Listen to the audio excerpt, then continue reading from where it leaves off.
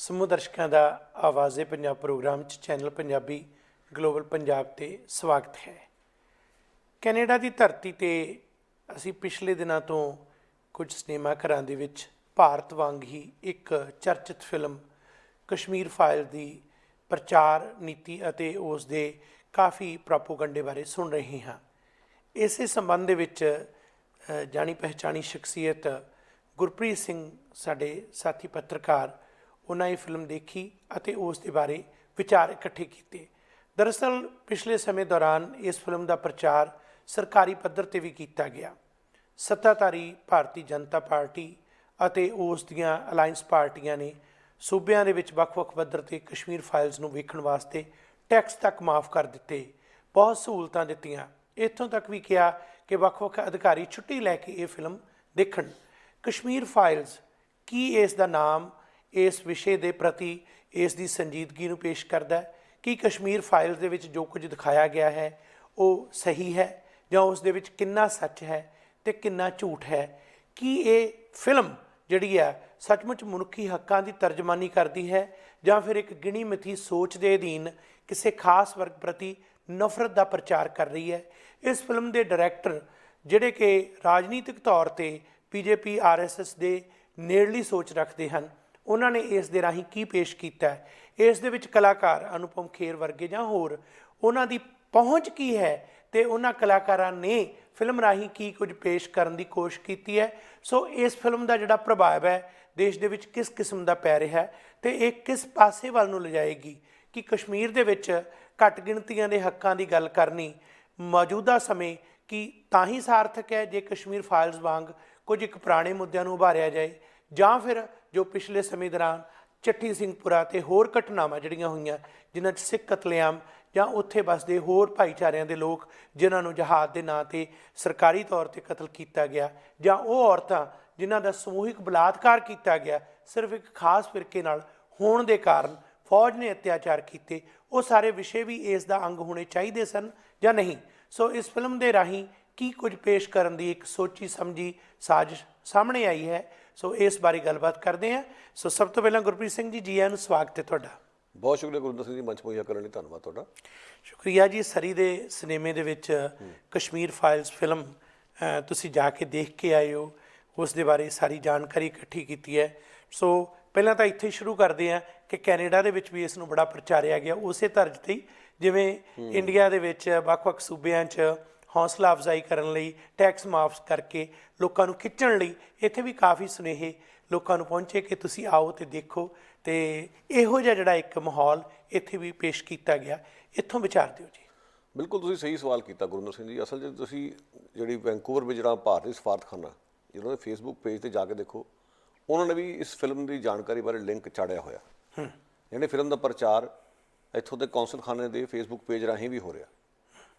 ਇਸੇ ਤਰੀਕੇ ਨਾਲ ਜਿਹੜੇ ਲੋਕ ਕੌਂਸਲਖਾਨੇ ਦੇ ਨਾਲ ਕਾਫੀ ਜਿਨ੍ਹਾਂ ਦੀ ਨੇੜਤਾ ਹੈ, ਜਿਨ੍ਹਾਂ ਨੇ ਪਿੱਛੇ ਜਦੋਂ ਨਰਿੰਦਰ ਮੋਦੀ ਇੱਥੇ ਆਏ 2015 ਦੇ ਵਿੱਚ ਸਵਾਗਤ ਕਰਨ ਵਿੱਚ ਸਭ ਤੋਂ ਮੂਹਰੇ ਸੀਗੇ, ਕੌਮਾਂਦਰ ਕਮੇਟੀ ਨਾਲ ਜੁੜਿਆ ਹੋਇਆ ਕਿਸੇ ਤਰੀਕੇ ਨਾਲ, ਉਹਨਾਂ ਨੇ ਮਿੱਥ ਕੇ ਮੈਸੇਜਸ ਭੇਜੇ ਮੀਡੀਆ ਨੂੰ ਕਿ ਅਸੀਂ ਤੁਹਾਨੂੰ ਕੰਪਲੀਮੈਂਟਰੀ ਟਿਕਟਾਂ ਦਿੰਦੇ ਹਾਂ, ਆ ਕੇ ਫਿਲਮ ਜ਼ਰੂਰ ਦੇਖੋ।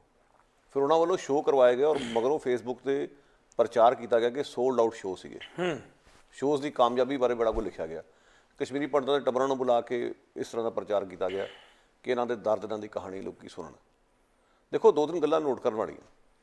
ਇੱਕ ਤਾਂ ਕੁਝ ਸਾਲ ਪਹਿਲਾਂ ਹੀ ਜਦੋਂ 2019 'ਚ ਅਸੀਂ ਵੇਖਦੇ ਹਾਂ ਕਿ ਕਸ਼ਮੀਰ ਦੀ ਘੇਰਾਬੰਦੀ ਹੋਈ, ਧਾਰਾ 370 ਤੋੜ ਦਿੱਤੀ ਗਈ, ਉਸ ਤੋਂ ਬਾਅਦ ਕਿੰਨੇ ਮੁਜ਼ਾਹਰੇ ਹੋਏ ਵੈਂਕੂਵਰ 'ਚ ਵੀ ਅਤੇ ਹੋਰਨਾਂ ਥਾਵਾਂ 'ਤੇ, ਇੱਥੋਂ ਤੱਕ ਕਿ ਇੱਥੋਂ ਦੀ ਵੱਡੇ ਮੀਡੀਆ ਨੇ ਵੀ ਉਸ ਦਾ ਨੋਟਿਸ ਲਿਆ। ਹੁਣ ਐਗਜ਼ੈਕਟਲੀ ਜਦੋਂ ਇਸ ਟਾਈਮ ਦੇ ਉੱਤੇ ਇਸ ਕਿਸਮ ਦੀ ਫਿਲਮ ਦਾ ਆਉਣਾ, ਦਰਅਸਲ ਉਹ ਜਿਹੜਾ ਵਿਰੋਧ ਹੈ ਉਸ ਨੂੰ ਖੁੰਡਾ ਕਰਨ ਦੀ ਇੱਕ ਸਾਜ਼ਿਸ਼ ਕਹੀ ਜਾ ਸਕਦੀ ਹੈ, ਔਰ ਇਸੇ ਕਰਕੇ ਵਿਦੇਸ਼ਾਂ ਵਿੱਚ ਇਸ ਨੂੰ ਪ੍ਰਚਾਰਿਆ ਜਾ ਰਿਹਾ।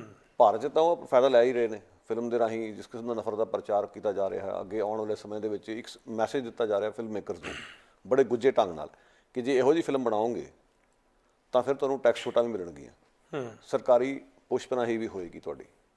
ਸੋ ਮੈਨੂੰ ਲੱਗਦਾ ਕਿ ਹੁਣ 2024 ਜਦੋਂ ਜਨਰਲ ਇਲੈਕਸ਼ਨ ਆਉਣੀ ਹੈ ਤਾਂ ਨਰਿੰਦਰ ਮੋਦੀ ਨੇ ਜਿੱਤਣ ਦੀ ਖਾਤਰ ਬਾਲੀਵੁੱਡ ਨੂੰ ਚੰਗੇ ਤਰੀਕੇ ਨਾਲ ਇਸਤੇਮਾਲ ਕਰਨਾ, ਉਸ ਦੇ ਲਈ ਪਹਿਲ ਕਦਮੀ ਜਿਹੜੀ ਹੈ ਇਸ ਫਿਲਮ ਰਾਹੀਂ ਹੋ ਚੁੱਕੀ ਹੈ। ਫਿਲਮ ਵਿੱਚ ਜਿਹੜਾ ਕਹਾਣੀ ਇਸ ਤਰੀਕੇ ਨਾਲ ਪੇਸ਼ ਕੀਤੀ ਗਈ ਕਿ ਕਸ਼ਮੀਰੀ ਪੰਡਤਾਂ ਦਾ ਦਰਦ ਕੋਈ ਸੁਣਨ ਵਾਲਾ ਨਹੀਂ ਸੀਗਾ, ਨਾ ਸੁਣਿਆ ਜਾ ਰਿਹਾ ਹੈ ਅਤੇ ਇਸ ਦੀ ਗੱਲ ਨਹੀਂ ਹੋ ਰਹੀ। ਇਹ ਗੱਲ ਆਪਣੇ ਆਪ 'ਚ ਬਹੁਤ ਝੂਠੀ ਹੈ। ਦੇਖੋ ਮੈਂ ਇੱਕ ਜ਼ਿੰਮੇਵਾਰ ਪੱਤਰਕਾਰ ਹਾਂ। ਜਦੋਂ ਮੈਂ ਹਿੰਦੁਸਤਾਨ 'ਚ ਪੱਤਰਕਾਰੀ ਕਰਦਾ ਸੀਗਾ ਉੱਥੇ ਮੈਂ ਕਸ਼ਮੀਰੀ ਪੰਡਤਾਂ ਦੀਆਂ ਕਹਾਣੀਆਂ ਆਪ ਸੁਣੀਆਂ ਔਰ ਉਹਨਾਂ ਨੂੰ ਉਹਦੇ ਬਾਰੇ ਲਿਖਿਆ ਵੀ ਜੀ, ਉਹਨਾਂ ਦੇ ਦਰਦ ਨੂੰ ਵੀ ਸੁਣਿਆ, ਸਮਝਿਆ ਵੀ। ਜੀ, ਇੱਥੋਂ ਤੱਕ ਕਿ ਇੱਧਰ ਵੀ ਰੇਡੀਓ ਮੰਚ ਰਾਹੀਂ ਵੀ ਕਸ਼ਮੀਰੀ ਪੰਡਤਾਂ ਦੀ ਗੱਲਬਾਤ ਮੈਂ ਸੁਣੀ ਆਪ। ਸੋ ਕਿਹੜੇ ਹਿਸਾਬ ਨਾਲ ਇਹ ਗੱਲ ਕਹੀ ਜਾ ਰਹੀ ਕਿ ਉਹਨਾਂ ਦੀ ਕੋਈ ਗੱਲ ਨਹੀਂ ਕਰਦਾ, ਔਰ ਉਹਨਾਂ ਦੇ ਮੁੱਦਿਆਂ ਦੀ ਆਵਾਜ਼ ਬਕਾਇਦਾ ਅਮਰੀਕਾ 'ਚ ਵੀ ਉੱਠੀ ਆ, ਉੱਥੋਂ ਦੇ ਸਦਰਾਂ ਦੇ ਵਿੱਚ ਵੀ। ਸੋ ਕਿਸ ਬੇਸਿਸ 'ਤੇ ਇਹ ਗੱਲ ਕਹੀ ਜਾ ਰਹੀ ਕਿ ਕਸ਼ਮੀਰੀ ਪੰਡਤਾਂ ਦੀ ਗੱਲ ਹੀ ਕੋਈ ਨਹੀਂ ਕਰ ਰਿਹਾ? ਇਹ ਆਪਣੇ ਆਪ 'ਚ ਗੱਲ ਸਮੁੱਚੇ ਤੌਰ 'ਤੇ ਝੂਠੀ, ਪਰ ਫਿਲਮ ਵਿੱਚ ਅੱਡੀਆਂ ਚੱਕ ਕੇ ਇਸ ਗੱਲ 'ਤੇ ਜ਼ੋਰ ਦਿੱਤਾ ਗਿਆ। ਸੋ ਮਕਸਦ ਇਹ ਕਿ ਕਸ਼ਮੀਰ ਵਿੱਚ ਜੋ ਸਰਕਾਰੀ ਧੱਕਾ ਹੋ ਰਿਹਾ ਉਸ ਤੋਂ ਧਿਆਨ ਭਟਕਾਉਣ ਲਈ ਅੰਤਰਰਾਸ਼ਟਰੀ ਪੱਧਰ 'ਤੇ ਫਿਲਮ ਦੇ ਪ੍ਰਚਾਰ ਪਿੱਛੇ ਇਹ ਸਾਰੇ ਲੋਕ ਪੱਬਾਂ ਭਾਰ ਨੇ। ਇਹ ਗੱਲ ਤਾਂ ਬੜੀ ਸਪਸ਼ਟ ਹੈ ਕਿ ਜੇਕਰ ਇੰਡੀਅਨ ਕੌਂਸਲੇਟ ਦੇ ਵੱਲੋਂ ਆਪਣੀ ਵੈਬਸਾਈਟ ਤੇ ਕਿਸੇ ਇੱਕ ਨਿੱਜੀ ਫਿਲਮ ਨੂੰ ਪ੍ਰਚਾਰਿਆ ਜਾ ਰਿਹਾ ਤਾਂ ਉਸ ਦਾ ਮਕਸਦ ਕੀ ਹੋ ਸਕਦਾ ਹੈ ਕਿ ਸਰਕਾਰੀ ਨੀਤੀ ਦਾ ਹਿੱਸਾ ਜਾਂ ਉਸ ਨੂੰ ਬਣਾਉਣ ਤੋਂ ਸਿਰੇ ਤੱਕ ਪਹੁੰਚਾਉਣ ਤੱਕ ਲੋਕਾਂ ਤੱਕ ਇਹ ਬਕਾਇਦਾ ਇੱਕ ਗਿਣੀ ਮਿਥੀ ਜਿਹੜੀ ਸੋਚ ਹੈ। ਵਰਨਾ ਸਮੱਸਿਆ ਇੱਥੇ ਤੱਕ ਆ ਜਾਂਦੀ ਹੈ ਕਿ ਜੇ ਸਰਕਾਰੀ ਤਸ਼ੱਦਦ ਦੇ ਖਿਲਾਫ ਕੋਈ ਫਿਲਮ ਬਣਾਉਂਦਾ ਹੈ ਜਾਂ ਤਾਂ ਉਸ ਫਿਲਮ ਨੂੰ ਸੈਂਸਰ ਕਰ ਦਿੱਤਾ ਜਾਂਦਾ, ਉਸ 'ਤੇ ਪਾਬੰਦੀ ਲਾ ਦਿੱਤੀ ਜਾਂਦੀ ਹੈ, ਜਾਂ ਫਿਰ ਉਸ ਦੇ ਵਿੱਚ ਕੱਟ ਇੰਨੇ ਕੁ ਲਾਏ ਜਾਂਦੇ ਨੇ ਕਿ ਉਹਦਾ ਜਿਹੜਾ ਅਸਲ ਮੁੱਦਾ ਹੈ ਉਹ ਖਤਮ ਹੋ ਜਾਂਦਾ ਹੈ। ਇਸ ਦੇ ਮਿਸਾਲ ਇੱਕ ਨਹੀਂ ਬਹੁਤ ਨੇ, ਪੰਜਾਬ ਦੇ ਵਿੱਚ ਅਨੇਕਾਂ ਮਿਸਾਲਾਂ ਨੇ ਜਿਹੜੀਆਂ ਕਿ ਉੱਥੇ ਹੋਏ ਮਨੁੱਖੀ ਅਧਿਕਾਰਾਂ ਦੇ ਘਾਣ ਦੇ ਸੰਬੰਧ ਦੇ ਵਿੱਚ ਕਈਆਂ ਨੇ ਫਿਲਮਾਂ ਬਣਾਈਆਂ, ਪਰ ਸਰਕਾਰ ਨੇ ਉਹਨਾਂ ਫਿਲਮਾਂ ਨੂੰ ਜਾਰੀ ਨਹੀਂ ਹੋਣ ਦਿੱਤਾ। ਜੇ ਕੀਤਾ ਤਾਂ ਉਹਨਾਂ ਦੀ ਜਿਹੜੀ ਸਪਿਰਿਟ ਹੈ ਉਹ ਖਤਮ ਕਰ ਦਿੱਤੀ। ਸੋ ਦੂਸਰੇ ਪਾਸੇ ਬਰਾਬਰ 'ਤੇ ਕਸ਼ਮੀਰ ਫਾਈਲਜ਼ ਹੈ ਜਿਹੜੀ ਕਿ ਖੁਦ ਕੌਂਸਲ ਖਾਨਿਆਂ ਦੇ ਵੱਲੋਂ ਪ੍ਰਚਾਰੀ ਜਾ ਰਹੀ ਹੈ। ਭਾਰਤ ਦੇ ਵਿੱਚ ਟੈਕਸ ਮਾਫ ਕੀਤੇ ਜਾ ਰਹੇ ਨੇ ਤੇ ਇਹ ਗੱਲ ਵੀ ਇੱਕ ਸੁਨੇਹਾ ਅੱਜ ਦੁਨੀਆ ਭਰ ਦੇ ਵਿੱਚ ਪ੍ਰਤੱਖ ਹੈ ਕਿ ਭਾਰਤੀ ਬਾਲੀਵੁੱਡ ਦੇ ਉੱਪਰ ਜੋ ਸਰਕਾਰ ਦਾ ਜਿਸ ਤਰੀਕੇ ਨਾਲ ਇਸ ਵੇਲੇ ਕੁੰਡਾ ਬਣਿਆ ਹੋਇਆ ਤੇ ਉੱਥੋਂ ਦੇ ਅਦਾਕਾਰ ਜਿਹੜੇ ਆ ਕਦੇ ਉਹਨਾਂ ਨੂੰ ਵੋਟਾਂ 'ਚ ਖੜੇ ਕਰਕੇ, ਕਦੇ MP ਬਣਾ ਕੇ, ਕਦੇ ਉਹਨਾਂ ਨੂੰ ਆਰਥਿਕ ਹਿੱਤਾਂ ਦੇ ਵਾਸਤੇ ਵਰਤ ਕੇ ਉਹਨਾਂ ਨੂੰ ਬਕਾਇਦਾ ਤੌਰ 'ਤੇ ਉਤਸ਼ਾਹਿਤ ਕੀਤਾ ਜਾਵੇ। ਜਿਹੜੇ ਆਲੋਚਨਾ ਕਰਨ ਵਾਲੇ ਨੇ ਜਿਨ੍ਹਾਂ 'ਚ ਕੁਝ ਇੱਕ ਨਾਮ ਨੇ ਉਹਨਾਂ ਨੂੰ ਜਿਸ ਹਿਸਾਬ ਦੇ ਨਾਲ ਖਿੱਚਿਆ ਜਾਂਦਾ ਜਾਂ ਉਹਨਾਂ ਦੇ ਖਿਲਾਫ ਕਾਰਵਾਈਆਂ ਕੀਤੀਆਂ ਜਾਂਦੀਆਂ ਉਹ ਵੀ ਅੱਜ ਸਾਡੇ ਸਾਹਮਣੇ ਆ। ਤੇ ਉਸ ਤੋਂ ਵੀ ਅੱਗੇ ਆਪਣੀ ਸੋਚ ਰੱਖਣ ਦੇ ਬਾਵਜੂਦ ਸਿਰਫ ਇੱਕ ਖਾਸ ਫਿਰਕੇ ਨਾਲ ਜੁੜੇ ਅਦਾਕਾਰ, ਉਹਨਾਂ ਅਦਾਕਾਰਾਂ ਨੂੰ ਜਿੰਨਾ ਜ਼ਲੀਲ ਕੀਤਾ ਜਾ ਰਿਹਾ, ਜਿੰਨਾ ਉਹਨਾਂ 'ਤੇ ਟਿੱਪਣੀਆਂ ਕੱਸੀਆਂ ਜਾ ਰਹੀਆਂ, ਕਦੇ ਦੇਸ਼ ਛੱਡ ਕੇ ਜਾਣ ਤੱਕ ਦੀਆਂ ਗੱਲਾਂ ਕੀਤੀਆਂ ਜਾ ਰਹੀਆਂ, ਇਹ ਹੈ ਭਾਰਤੀ ਬਾਲੀਵੁੱਡ ਦਾ ਹਾਲ। ਹੁਣ ਅਸੀਂ ਇੱਥੋਂ ਹੀ ਇਸ ਫਿਲਮ ਨੂੰ ਅਗਾਂਹ ਇਸ ਦੀ ਵਿਸ਼ਾ ਵਸਤੂ ਤੇ ਕਹਾਣੀ, ਉਸ ਦੇ ਸੱਚ ਤੇ ਝੂਠ ਦਾ ਨਿਤਾਰਾ ਕਰਨ ਤੋਂ ਪਹਿਲਾਂ ਇੱਕ ਬੁਨਿਆਦੀ ਸਵਾਲ ਇਹ ਰੱਖਦੇ ਹਾਂ ਕਿ ਪੰਜਾਬ ਦੇ ਵਿੱਚ ਬੜੀਆਂ ਫਿਲਮਾਂ ਆਈਆਂ ਜਿਨ੍ਹਾਂ ਫਿਲਮਾਂ ਦੇ ਖਿਲਾਫ ਸਰਕਾਰ ਨੇ ਕਾਰਵਾਈ ਕੀਤੀ। ਸਰਕਾਰ ਇੱਕ ਸੈਂਸਰ ਚਲਾਉਂਦੀ ਹੈ, ਠੀਕ ਹੈ, ਜੇ ਚੰਗਾ ਜਾਂ ਮਾੜਾ ਜੋ ਵੀ ਹੈ, ਪ੍ਰਾਈਵੇਟ ਫਿਲਮਾਂ ਨੇ ਇਹਨਾਂ ਦੇ ਪ੍ਰਤੀ ਉਸ ਦੀ ਪਹੁੰਚ ਹੈ, ਪਰ ਜਿਸ ਕਿਸਮ ਦਾ ਹੁਣ ਇੱਕ ਮਾਹੌਲ ਬਣਿਆ ਕਸ਼ਮੀਰ ਫਾਈਲਜ਼ ਨੂੰ ਲੈ ਕੇ, ਇਸ ਦੀ ਰੌਸ਼ਨੀ ਜੇ ਪੰਜਾਬ ਦੇ ਮਨੁੱਖੀ ਅਧਿਕਾਰਾਂ ਜਾਂ ਕੁੱਲ ਭਾਰਤ ਦੀਆਂ ਫਿਲਮਾਂ ਦੀ ਬਾਕੀਆਂ ਦੀ ਗੱਲਬਾਤ ਕਰੀਏ, ਕੀ ਕਹਿਣਾ ਚਾਹੋਗੇ? ਦੇਖੋ ਉਹ ਤਾਂ ਪੱਖਪਾਤ ਹੋ ਹੀ ਰਿਹਾ। ਜਿਹੜੀ ਮੈਂ ਪਿੱਛੇ ਜਿਹੀ ਕਿਤਾਬ ਲਿਖੀ ਸੀ ਕਰੀਨਾ ਕਪੂਰ ਖਾਨ ਬਾਰੇ, ਉਸ ਦੇ ਵਿੱਚ ਵੀ ਵਿਸ਼ਾ ਵਸਤੂ ਇਹੀ ਸੀ ਮੁੱਖ ਤੌਰ 'ਤੇ ਕਿ ਬਾਲੀਵੁੱਡ ਦੇ ਉੱਤੇ ਕਿਸ ਤਰ੍ਹਾਂ ਇਸ ਮਾਹੌਲ ਦਾ ਅਸਰ ਪਿਆ। ਜੀ, ਜੇ ਕੋਈ ਮੁਸਲਿਮ ਸਟਾਰ ਹੈ, ਮੁਸਲਿਮ ਪਛਾਣ ਹੈ ਤਾਂ ਉਸ ਨੂੰ ਕਿਵੇਂ ਜ਼ਲੀਲ ਕੀਤਾ ਜਾਂਦਾ। ਪਰ ਇਸ ਤੋਂ ਇਲਾਵਾ ਜਿਹੜੇ ਵਿਸ਼ਾ ਵਸਤੂ ਫਿਲਮਾਂ ਵਿੱਚ ਜਿਹੜੇ ਜਿਸ ਕਿਸਮ ਦਾ ਆਉਂਦਾ ਉਸ 'ਤੇ ਕੁੰਡਾ ਰੱਖਣ ਦੀ ਖਾਤਰ ਸਰਕਾਰ ਕਿਸ ਤਰ੍ਹਾਂ ਕੰਮ ਕਰਦੀ ਹੈ, ਉਹਦੇ ਵਿੱਚ ਜਿਹੜਾ ਵੱਡਾ ਪੱਖਪਾਤ ਹੈ ਉਹ ਇੱਕ ਵੱਖਰੀ ਕਿਸਮ ਦੀ ਸੱਚਾਈ ਜਿਸ ਦੇ ਉੱਤੇ ਸਾਨੂੰ ਚਰਚਾ ਕਰਨੀ ਚਾਹੀਦੀ। ਜਿਵੇਂ ਤੁਸੀਂ ਸਵਾਲ ਦੇ ਵਿੱਚ ਵੀ ਇਹ ਗੱਲ ਕਹੀ ਕਿ ਹੁਣ ਜਦੋਂ ਕੌਮ ਦੇ ਹੀਰੇ ਫਿਲਮ ਆਈ, ਹਾਂਜੀ, ਜਿਹਨਾਂ ਲੋਕਾਂ ਨੇ ਇੰਦਰਾ ਨੂੰ ਕਤਲ ਕੀਤਾ ਉਸ ਦੇ ਬਾਰੇ, ਉਸ 'ਤੇ ਪਾਬੰਦੀ ਵੀ ਲਾਈ ਗਈ, ਉਸ 'ਤੇ ਬੜਾ ਕੁਝ ਕਿਹਾ ਵੀ ਗਿਆ। ਜਦੋਂ ਕਿ ਨਥੂਰਾਮ ਗੋਡਸੇ ਜਿਸ ਨੇ ਗਾਂਧੀ ਨੂੰ ਕਤਲ ਕੀਤਾ, ਉਸ ਦੇ ਨਾਂ 'ਤੇ ਨਾਟਕ ਮਹਾਰਾਸ਼ਟਰ 'ਚ ਸ਼ਰੇਆਮ ਖੇਡੇ ਜਾਂਦੇ, ਕੋਈ ਰੋਕਣ ਵਾਲਾ ਨਹੀਂ। ਉਹਦਾ ਨਾਟਕ ਖੇਡੇ ਜਾ ਰਹੇ ਆ, ਉਹਨੂੰ ਵੇਖਿਆ ਜਾ ਰਿਹਾ, ਔਰ ਨਾਲ ਇਹ ਵੀ ਕਿਹਾ ਜਾ ਰਿਹਾ ਕਿ ਗਾਂਧੀ ਜੀ ਸਾਡੇ ਰਾਸ਼ਟਰਪਿਤਾ ਸੀਗੇ। ਜੇ ਤੁਹਾਡੇ ਰਾਸ਼ਟਰਪਿਤਾ ਸੀ ਤੇ ਤੁਹਾਡੇ ਰਾਸ਼ਟਰਪਿਤਾ ਦੇ ਹਥਿਆਰੇ ਨੂੰ ਗਲੋਰੀਫਾਈ ਕਰਨ ਵਾਲਾ ਨਾਟਕ ਖੇਡਿਆ ਜਾ ਰਿਹਾ ਹੋਵੇ ਤੇ ਤੁਸੀਂ ਉਸ ਨੂੰ ਬਰਦਾਸ਼ਤ ਕਰ ਰਹੇ ਹੋ ਤੇ ਕੌਮ ਦੇ ਹੀਰੇ ਤੇ ਤੁਸੀਂ ਰੋਕ ਲਾ ਰਹੇ ਹੋ, ਇਹ ਕਿਸ ਕਿਸਮ ਦਾ ਮੈਸੇਜ ਹੈ? ਧਰਮਯੁੱਧ ਮੋਰਚਾ ਫਿਲਮ ਆਈ ਜਿਹੜੀ ਸੰਜय ਜਰਨੈਲ ਸਿੰਘ ਭਿੰਡਰਾਂਵਾਲੇ ਦੇ ਮੋਰਚੇ ਬਾਰੇ ਸੀਗੀ, ਉਸ 'ਤੇ ਪਾਬੰਦੀ ਲਾਈ ਗਈ ਹੈ। ਜਦੋਂ ਕਿ ਉਸ ਦੇ ਉਲਟ ਜਦੋਂ ਬਾਲ ਠਾਕਰੇ ਦੀ ਫਿਲਮ ਆਉਂਦੀ ਹੈ, ਬਾਲੀਵੁੱਡ ਕੀ ਇੰਡੀਅਨ ਸਟੇਟ ਸਾਰੇ ਰਲ ਕੇ ਉਸ ਦੀ ਪ੍ਰਮੋਸ਼ਨ ਕਰਦੇ, ਅਮਿਤਾਭ ਬੱਚਨ ਵਰਗੇ ਵੀ ਬੇਸ਼ਰਮ ਹੋ ਕੇ ਉਸ ਦੀ ਪ੍ਰਮੋਸ਼ਨ ਕਰਦੇ, ਉਸ 'ਤੇ ਕਿਸੇ ਨੇ ਕੁਐਸਚਨ ਨਹੀਂ ਕੀਤਾ। ਸੋ ਇਹ ਫਰਕ ਤਾਂ ਹੈ ਹੀ ਆ। ਹੁਣ ਦੇਖੋ ਇਸ ਜਿਹੜੀ ਤਾਜ਼ਾ ਮਿਸਾਲਾਂ ਲੈ ਲਈਏ ਤਾਂ ਪੁਰਾਣੀ ਮਿਸਾਲਾਂ ਹੋ ਗਈਆਂ, ਪੰਜਾਬ ਨਾਲ ਜੁੜੀਆਂ ਹੋ ਗਈਆਂ। ਤਾਜ਼ਾ ਮਿਸਾਲਾਂ ਲਓ, ਪਿੱਛੇ ਇੱਕ ਫਿਲਮ ਆਈ ਸੀ ਆਰਟੀਕਲ 15 ਜਿਹੜੀ ਕਿ ਹਿੰਦੂਤਵੀ ਤਾਕਤਾਂ ਜਾਂ ਮਨੂਵਾਦੀ ਤਾਕਤਾਂ ਦੇ ਜ਼ੁਲਮ ਨੂੰ ਬਿਆਨ ਕਰਦੀ ਕਿ ਕਿਵੇਂ ਉਹ ਦਲਿਤ ਬੱਚਿਆਂ ਨਾਲ ਬਲਾਤਕਾਰ ਕਰਦੇ ਲੋਕ, ਜਾਂ ਕਿਵੇਂ ਗੁਜਰਾਤ ਵਿੱਚ ਦਲਿਤਾਂ ਨੂੰ ਕੁੱਟਿਆ ਗਿਆ। ਉਸ ਫਿਲਮ ਨੂੰ, ਕਹਾਣੀ ਨੂੰ ਬਿਆਨ ਕਰਨ ਵਾਲੀ ਜਿਹੜੀ ਫਿਲਮ ਪਿੱਛੇ ਆਈ, ਬਹੁਤ ਵਧੀਆ ਫਿਲਮ ਸੀ। ਇੱਥੇ ਅੰਤਰਰਾਸ਼ਟਰੀ ਮੰਚ 'ਤੇ ਵੀ ਉਸ ਦਾ ਜਿਹੜਾ ਹੈ ਕਿ ਉਸ ਨੂੰ ਵਿਖਾਇਆ ਗਿਆ ਸੀਗਾ ਇੱਥੇ ਵੈਂਕੂਵਰ ਫਿਲਮ ਫੈਸਟੀਵਲ ਦੇ ਵਿੱਚ ਜੀ। ਪਰ ਉਸ ਨੂੰ ਟੈਕਸ ਛੋਟ ਨਹੀਂ ਦਿੱਤੀ ਗਈ। ਹਾਲਾਂਕਿ ਉਹ ਮਨੁੱਖਤਾਵਾਦੀ ਗੱਲ ਕਹਿ ਰਿਹਾ ਬੰਦਾ, ਜਿਹੜਾ ਵੀ ਫਿਲਮ ਜਿਸਨੇ ਬਣਾਈ ਹੈ ਉਹ ਮਨੁੱਖਤਾਵਾਦੀ ਸੁਨੇਹਾ ਦੇਣ ਦੀ ਕੋਸ਼ਿਸ਼ ਕਰ ਰਿਹਾ, ਉਸ ਨੂੰ ਕੋਈ ਟੈਕਸ ਛੋਟ ਨਹੀਂ ਦਿੱਤੀ ਗਈ। ਪਰ ਉਸ ਦੇ ਉਲਟ ਇਸ ਫਿਲਮ ਨੂੰ ਟੈਕਸ ਛੋਟ ਦਿੱਤੀ ਜਾ ਰਹੀ ਹੈ। ਇਸ ਫਿਲਮ ਬਾਰੇ ਕਿਹਾ ਜਾ ਰਿਹਾ ਪੁਲਿਸ ਵਾਲਿਆਂ ਨੂੰ ਕਿ ਜਾ ਕੇ ਵੇਖੋ। ਕਿਹੜੀ ਗੱਲੋਂ ਵੇਖੋ ਬਈ? ਜਿਹੜੇ ਪੁਲਿਸ ਵਾਲੇ ਪਹਿਲਾਂ ਹੀ ਮੁਸਲਮਾਨਾਂ ਨੂੰ ਸ਼ੱਕ ਦੀ ਨਿਗਾਹ ਨਾਲ ਵੇਖਦੇ ਨੇ, ਤਾਂ ਜੋ ਉਹਨਾਂ ਦੇ ਵਿੱਚ ਸ਼ੱਕ ਹੋਰ ਗੂੜਾ ਹੋਵੇ, ਤਾਂ ਜੋ ਹੋਰ ਨਫ਼ਰਤ ਵਧੇ ਉਹਨਾਂ ਦੇ ਮਨਾਂ ਦੇ ਵਿੱਚ, ਇਹੀ ਤੁਸੀਂ ਚਾਹੁੰਦੇ ਹੋ? ਜੇ ਤੁਸੀਂ ਪੁਲਿਸ ਵਾਲਿਆਂ ਨੂੰ ਚੰਗੇ ਪੁਲਿਸ ਵਾਲੇ ਬਣਾਉਣਾ ਚਾਹੁੰਦੇ ਹੋ ਤਾਂ ਉਹਨਾਂ ਨੂੰ ਕਹਿਣਾ ਸੀ ਆਰਟੀਕਲ 15 ਜਾ ਕੇ ਵੇਖੋ, ਜਿਸ 'ਚ ਇੱਕ ਪੁਲਿਸ ਵਾਲੇ ਦੀ ਕਹਾਣੀ ਹੈ ਕਿ ਜਿਹੜਾ ਬਹੁਤ ਡਟਵੇਂ ਰੂਪ ਦੇ ਵਿੱਚ ਪੜਤਾਲ ਕਰਕੇ ਉਹਨਾਂ ਲੋਕਾਂ ਦੀ ਪੈੜ ਕੱਢਦਾ ਜਿਹੜੇ ਮਨੂਵਾਦੀ ਨੇ। ਤੁਸੀਂ ਦੇ ਫਿਲਮ ਦੇਖਣ ਲਈ ਕਿੰਨੀ ਕੁ ਵਾਰੀ ਕਿਹਾ ਪੁਲਿਸ ਵਾਲਿਆਂ ਨੂੰ ਕਿ ਜਾ ਕੇ ਵੇਖੋ, ਜਿਸ ਵਿੱਚ ਇੱਕ ਮਾੜੇ ਤੇ ਇੱਕ ਚੰਗੇ ਪੁਲਿਸ ਅਧਿਕਾਰੀਆਂ ਦੇ ਮਤਲਬ ਦੀ ਕਹਾਣੀ ਹੈ ਕਿ ਕਿਵੇਂ ਇੱਕ ਪੁਲਿਸ ਵਾਲਾ ਆਪਣੀ ਜਾਨ ਤੇ ਖੇਡ ਜਾਂਦਾ ਮੁਸਲਮਾਨਾਂ ਦੀ ਖਾਤਰ, ਦੂਜਾ ਪੁਲਿਸ ਵਾਲਾ ਖੁਦ ਮੁਸਲਮਾਨਾਂ ਨੂੰ ਮਰਵਾਉਣ ਦੇ ਵਿੱਚ ਸ਼ਾਮਲ ਸੀ। ਸੋ ਚੰਗਾ ਪੁਲਿਸ ਵਾਲਾ ਕਿਹੜਾ ਹੋਊਗਾ ਤੇ ਮਾੜਾ ਕਿਹੜਾ ਹੋਊਗਾ, ਇਸ ਵਿੱਚ ਅੰਤਰ ਨੂੰ ਸਮਝਣ ਦੇ ਵਾਸਤੇ ਉਸ ਫਿਲਮ ਨੂੰ ਵੇਖਣ ਲਈ ਕਿਉਂ ਨਹੀਂ ਪੁਲਿਸ ਵਾਲਿਆਂ ਨੂੰ ਕਿਹਾ ਗਿਆ ਕਿ ਉਹ ਚੰਗੇ ਪੁਲਿਸ ਵਾਲੇ ਬਣ ਸਕਣ? ਉਲਟਾ ਉਹਨਾਂ ਨੂੰ ਉਹ ਫਿਲਮ ਵੇਖਣ ਲਈ ਕਿਹਾ ਜਾ ਰਿਹਾ ਜਿਸ ਵਿੱਚ ਬੀਜੇਪੀ ਦਾ ਪ੍ਰਚਾਰ ਹੈ, ਆਰਐਸਐਸ ਦਾ ਪ੍ਰੋਪੇਗੈਂਡਾ, ਔਰ ਆਰਐਸਐਸ ਤੇ ਬੀਜੇਪੀ ਵਾਲੇ ਚਾਹੁੰਦੇ ਕਿ ਪੁਲਿਸ ਵਾਲੇ ਉਹ ਖੋਪੇ ਲੈ ਕੇ ਕੰਮ ਕਰਨ, ਉਹਨਾਂ ਦੀਆਂ ਅੱਖਾਂ ਦੇ ਉੱਪਰ ਉਹ ਲੈਂਸ ਚਾੜੇ ਜਾਣ ਇਸ ਫਿਲਮ ਦੇ ਮਾਧਿਅਮ ਨਾਲ। ਸੋ ਇਹ ਮਨਸ਼ਾ ਕੰਮ ਕਰ ਰਹੀ ਹੈ, ਜਿਸ ਕਰਕੇ ਇੰਡੀਅਨ ਸਟੇਟ ਬਹੁਤ ਉਲਾਰ ਹੋ ਕੇ ਇਹੋ ਜਿਹੀ ਫਿਲਮਾਂ ਦੀ ਪੁਸ਼ਪਨਾਈ ਕਰ ਰਹੀ ਹੈ। ਜਿਹੜੀਆਂ ਫਿਲਮਾਂ ਸਵਾਲ ਕਰਦੀਆਂ ਨੇ ਸਟੇਟ ਨੂੰ ਘੱਟ ਗਿਣਤੀਆਂ ਦੇ ਹਵਾਲੇ ਨਾਲ, ਉਹਨਾਂ 'ਤੇ ਪਾਬੰਦੀਆਂ ਲਾਈਆਂ ਜਾਂਦੀਆਂ। ਇਹਦੀ ਇੱਕ ਹੋਰ ਮਿਸਾਲ ਇਸ ਗੱਲ ਦੀ ਬੜੀ ਖੂਬਸੂਰਤ ਸਾਡੇ ਸਾਹਮਣੇ ਹੈ ਕਿ ਗੁਜਰਾਤ ਦੇ ਦੁਖਾਨ ਦੇ ਬਾਰੇ ਇੱਕ ਬੜੀ ਸੰਤੁਲਿਤ ਪਹੁੰਚ ਵਾਲੀ ਸੂਝ-ਬੂਝ ਨਾਲ ਬਣਾਈ ਫਿਲਮ ਪਰਜ਼ਾਨੀਆਂ ਉਹ ਸਾਹਮਣੇ ਆਈ। ਪਰਜ਼ਾਨੀਆਂ ਦੇ ਵਿੱਚ ਇੱਕ ਪਾਰਸੀ ਪਰਿਵਾਰ ਦੀ ਕਹਾਣੀ, ਜਿਹੜਾ ਕਿ ਕੋਈ ਮੁਸਲਿਮ ਪਰਿਵਾਰ ਨਹੀਂ ਬਲਕਿ ਵੱਖਰੇ ਤੌਰ 'ਤੇ ਹੈ, ਲੇਕਿਨ ਖਾਸ ਬਹੁ ਗਿਣਤੀ ਤੋਂ ਵੱਖਰਾ ਹੈ। ਉਸ ਦੇ ਵਿੱਚ ਨਸੀਰੁਦੀਨ ਸ਼ਾਹ ਜਿਹੜੇ ਮੁੱਖ ਅਦਾਕਾਰੀ ਉਹਨਾਂ ਨੇ ਨਿਭਾਈ। ਪਰਜ਼ਾਨੀਆਂ ਦੇ ਵਿੱਚ ਜਿਵੇਂ ਜਿਵੇਂ ਬਹੁ ਗਿਣਤੀ ਦੇ ਵੱਲੋਂ ਹਮਲਾ ਕੀਤਾ ਗਿਆ ਗੁਜਰਾਤ ਦੇ ਵਿੱਚ, ਜਿਵੇਂ ਮੁਸਲਿਮ ਕਤਲੇਆਮ ਹੋਇਆ, ਉਸ ਨੂੰ ਪੂਰੀ ਫਿਲਮ ਨੂੰ ਬਾਕਾਇਦਾ ਰੂਪ ਦੇ ਵਿੱਚ ਇੱਕ ਜੋੜੇ ਦੇ ਦੁਖਾਨ ਦੇ ਰਾਹੀਂ ਅਤੇ ਇੱਕ ਪਰਜ਼ਾਨ ਉਹਨਾਂ ਦੇ ਬੱਚੇ ਦੇ ਜਿਸ ਦੁਖਾਨ ਦੇ ਵਿੱਚ ਉਹ ਗੁੰਮ ਹੋ ਜਾਂਦਾ ਅਤੇ ਉਸ ਤੋਂ ਬਾਅਦ ਜੋ ਜੋ ਜ਼ੁਲਮ ਹੁੰਦਾ ਅਤੇ ਪੁਲਿਸ ਦੇ ਸਾਹਮਣੇ, ਜੱਜਾਂ ਦੇ ਸਾਹਮਣੇ ਆਖਿਰਕਾਰ ਜਿਹੜੇ ਸੱਚ ਨੂੰ ਬਿਆਨ ਕੀਤਾ ਜਾਂਦਾ, ਪੇਸ਼ ਕੀਤਾ ਗਿਆ। ਜੇਕਰ ਮੌਕਾ ਮਿਲੇ ਤਾਂ ਉਹ ਫਿਲਮ ਦੇਖਣ ਵਾਲੀ ਹੈ, ਜ਼ਰੂਰ ਦੇਖਣਾ। ਨੈੱਟ ਰਾਹੀਂ ਵੀ ਉਸ ਫਿਲਮ ਨੂੰ ਅਸੀਂ ਦੇਖ ਸਕਦੇ ਹਾਂ ਅਤੇ ਉਸ ਫਿਲਮ ਦੇ ਵਿੱਚ ਉਹਨਾਂ ਨੇ ਉਹ ਬਾਕਾਇਦਾ ਤੌਰ 'ਤੇ ਤੁਹਾਨੂੰ ਪੇਸ਼ ਕੀਤਾ। ਅਫਸੋਸ ਦੀ ਗੱਲ ਹੈ ਇਹਨਾਂ ਦਿਨਾਂ 'ਚ ਜਦੋਂ ਕਸ਼ਮੀਰ ਫਾਈਲ ਦੇ ਵਾਰ ਰਹੀ, ਟੈਕਸ ਮਾਫ ਕਰਨਾ, ਪ੍ਰਚਾਰਨਾ, ਸਿਨੇਮਿਆਂ ਦੇ ਵਿੱਚ ਪੱਬਾਂ ਭਾਰ ਹੋ ਕੇ ਉਸ ਨੂੰ ਲਾਗੂ ਕਰਨਾ, ਉਸ ਵੇਲੇ ਡਾਇਰੈਕਟਰ ਨੇ ਕਿਹਾ ਕਿ ਮੈਂ ਪਰਜ਼ਾਨੀਆਂ ਨੂੰ ਦੁਬਾਰਾ ਜਿਹੜਾ ਮੰਚ 'ਤੇ ਲਿਆਉਣਾ ਚਾਹੁੰਦਾ ਅਤੇ ਬਹੁਤੇ ਸਿਨੇਮਿਆਂ ਨੇ ਮਨਾ ਕਰ ਦਿੱਤਾ।